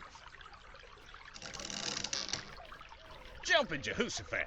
Daily sips of this water have conferred upon me a practically superhuman strength. Now, tell me, How old do you think I am? I imagine a spry young feller like yourself can't be more than 25? What if I told you I was 52? Does the You're water saying the make you water look stops younger bleeding? too? And reverses it. Why, my own sister wouldn't recognize me. Okay, look, I'll take a drink now. Watch me.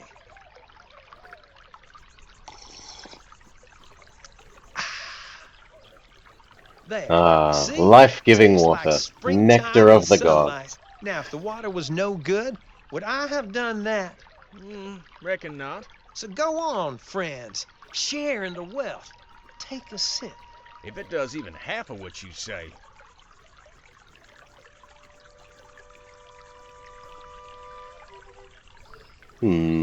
Wait. I want to see Mr. Trout take another drink. Beg pardon. If this water's so safe, there's no harm in another sip, right? Of course not. It'll only do me more good. Divine nectar.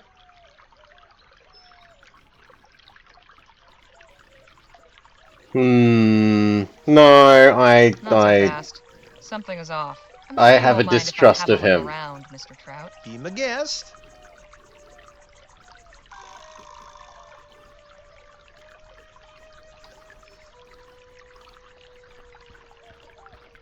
Looks refreshing, but looks can be deceiving.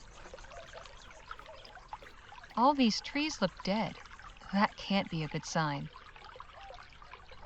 The others are nowhere in sight.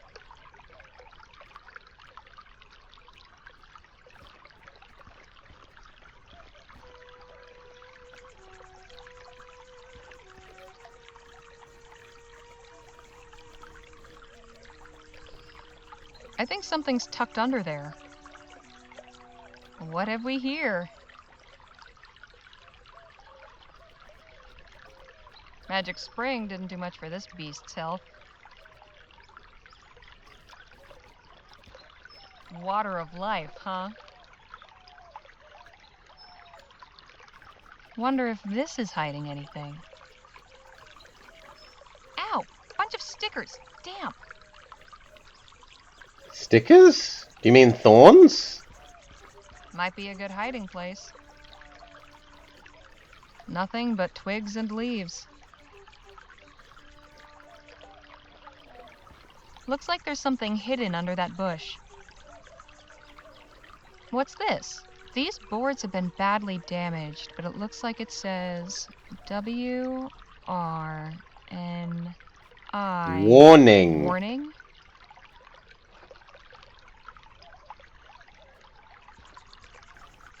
What's this? A money pouch. There's 10 crowns in here. Was there a sign here at one point? Yeah, it said warning. They're circling low. That's not reassuring. The buzzards are literally circling.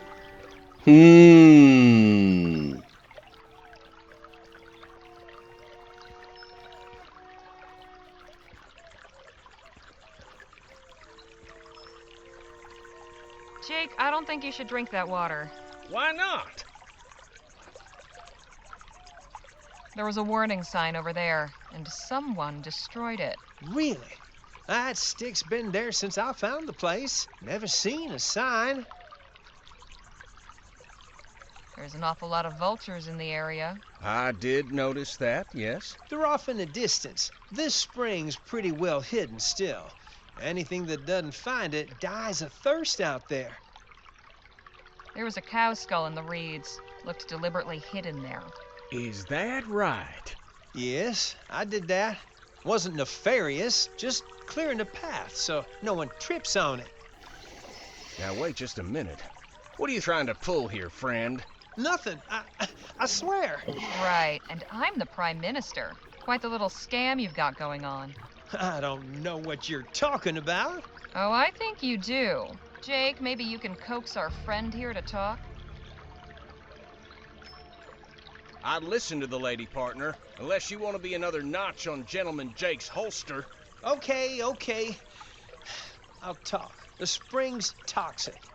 trick people into taking a sip and then rob them. Gee, Rover Cripes, that's pretty low.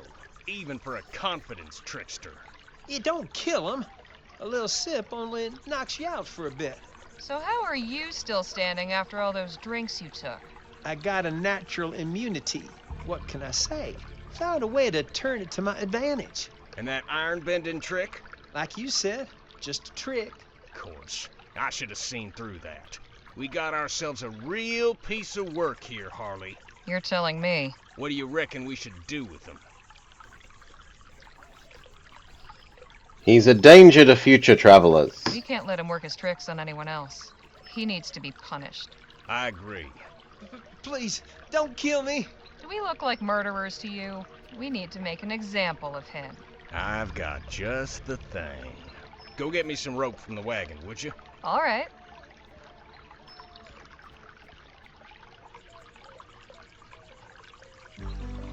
That's some fine work, Jake. Poisoner and Our liar. friend will think twice about leading people astray. Shall we? Wait! You're just gonna leave me here? Oh, plenty of folks travel this road. You know that, or you wouldn't have bothered laying your trap. I'm sure you'll encounter some charitable soul. Eventually. Speaking of charitable souls, I found a stash of stolen money while I was snooping around. Well, ain't that something? Come on, let's head back and see how the camp setup's going.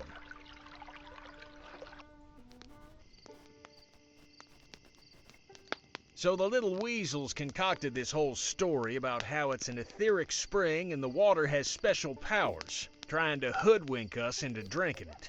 All I can say is it's a good thing we ain't the rubes he took us for. Let's not dispel people's belief in Gilderoy Lockhart. I feel sorry for anyone falling prey to his tricks. He was a crafty one. Even so, you gotta get up pretty early in the morning to pull one over on old Jake. So what happened when you found him out? We got a full confession. Turns out, the water's poison. The snake worked up some scheme to get passers-by to drink, and then empty their pockets as soon as they were out of commission. Leastways, I think that's what he said. Couldn't catch half of it through his blubbering and sniffling.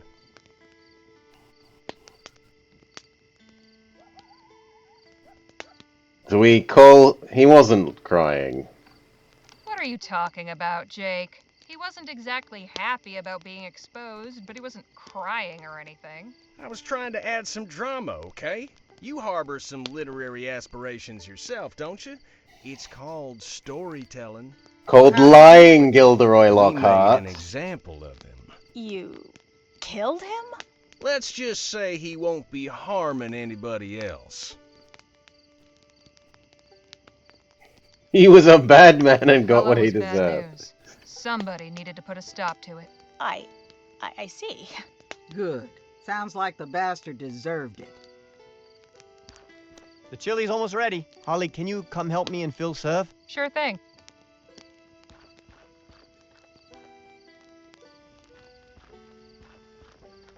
That smells heavenly. The kid is a good cook, eh?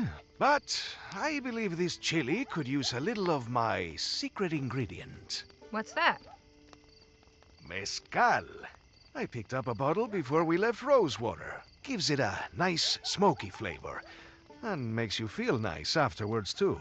This group needs a bit of loosening up, don't you think? Pour in the whole bottle. No, not at all, or yes, a little bit. Okay, just make sure not to overdo it. Me? Overdo it? Never.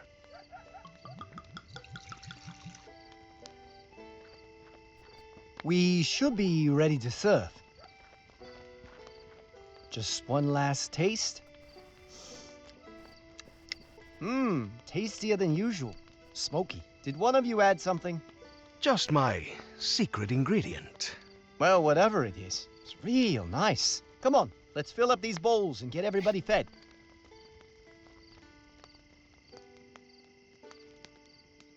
That was some mighty fine chili, Danny boy.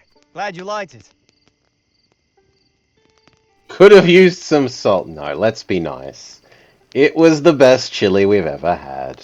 Yeah, it wasn't bad. Pinch more salt might have brought out the Oh, flavor. Quite no. good, though. Mouse Keep that in scroll. mind for next time. It's a nice night. Perfect for relaxing and enjoying the company of one's comrades. The best part of the day.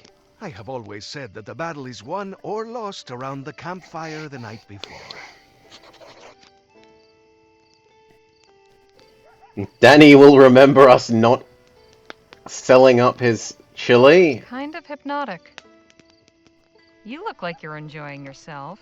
And why should I not be? We have fine weather, good food, good company. Are you not? Well, sure. I mean, this is great and all, but... But nothing. Here, take a drink. Celebrate.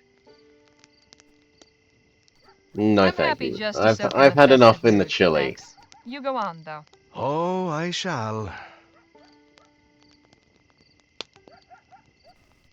If you'll excuse me, it's been a long day. I need to rest up for tomorrow's drive.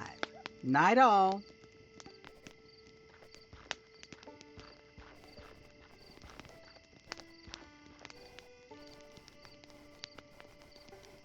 How are you doing, Nadine? It's been quite a journey so far. In any case, I look forward to seeing what tomorrow will bring. I hate to leave such merry company, but... I'm suddenly feeling very sleepy. Please excuse me. I'll see you all in the morning. Sleep tight, Miss Redbird. Night. Is this just everyone slowly walks away? Hell of a day, huh, Jake? I'll say. It's disheartening to know there's so many men out there hell-bent on bringing others to ruination. But at least we saw through his ruse. It's as they say. There's a mark born every minute, one to trim 'em and one to knock 'em. I've got nothing to ask him. So, Danny, where'd you learn to cook chili anyway? I just sorta picked it up. Can't really remember where.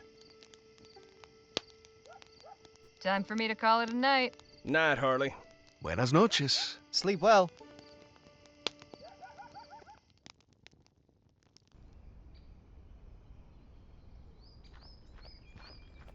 We leave within the hour. Don't leave anything behind. Say, Harley, care to join me and Jake for a stroll? Where to? Not far, just along the river. Thought we might enjoy the fresh air before getting cooped up in that tin can again. Danny breaks wind like a horse in there, you know. Especially after one of his chilly nights. Oh, come on. I do not. I'm just joshing you, Danny boy. Shall we? Lead on.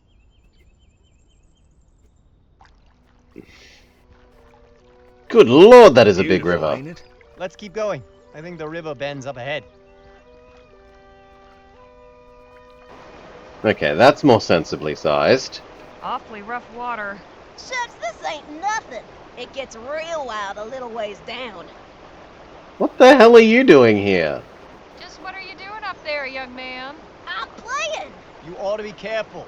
Those branches are like twigs. I'll pay these fussing old hens no mind, Sonny. I was the same at your age. Used to jump around trees like a lemur. I'm good at climbing. Watch this. Oh, please fall in.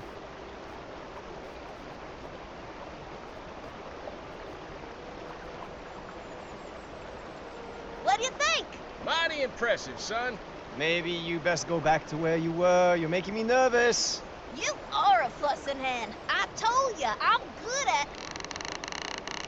Whoever could have foreseen this? Shit! What the hell do we do now? Danny! Hot damn, he's got him. Now hurry up and come on back to shore. I'm trying! I can't swim! Hold tight. We'll figure something out.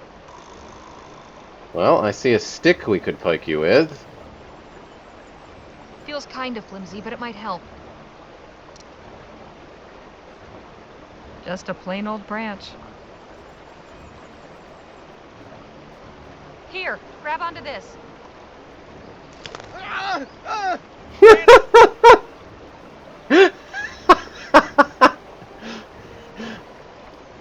Oops.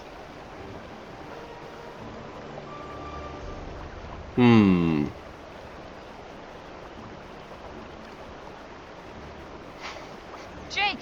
What? I might have an idea, but I'll need something of yours. Okay, what?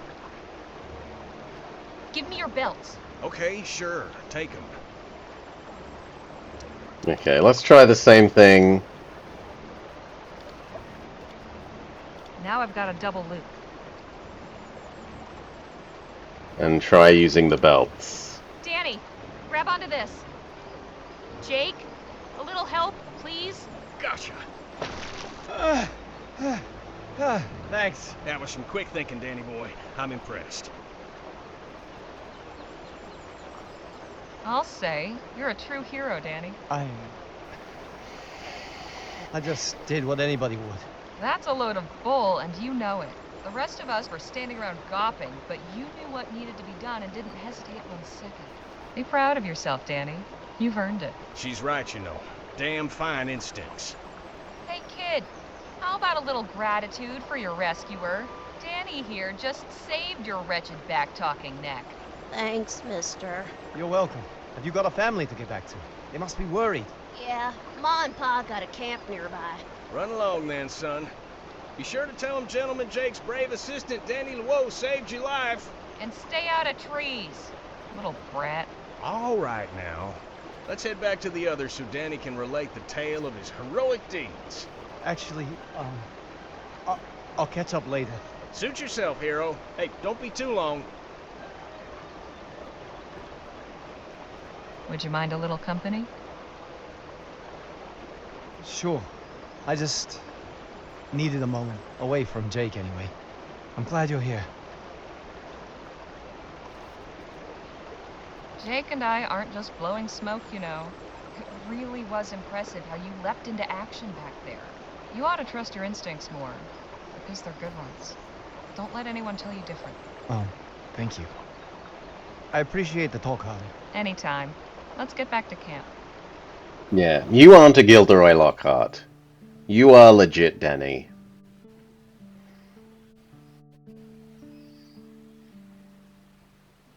Holy moly, we are such a long way off El Presidio. Like, if we're only moving that far on the map each time and El Presidio is in the top left-hand corner, it is gonna be a while. It is gonna be a while. A letter from Cormac addressed to Vespuccia Petrol in El Presidio.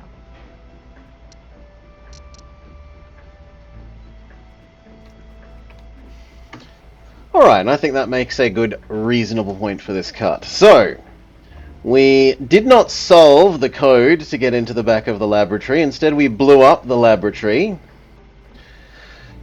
We got briefly stuck in the artifact room because the game didn't make it clear enough that it really wanted us to read the letter, not just have the letter.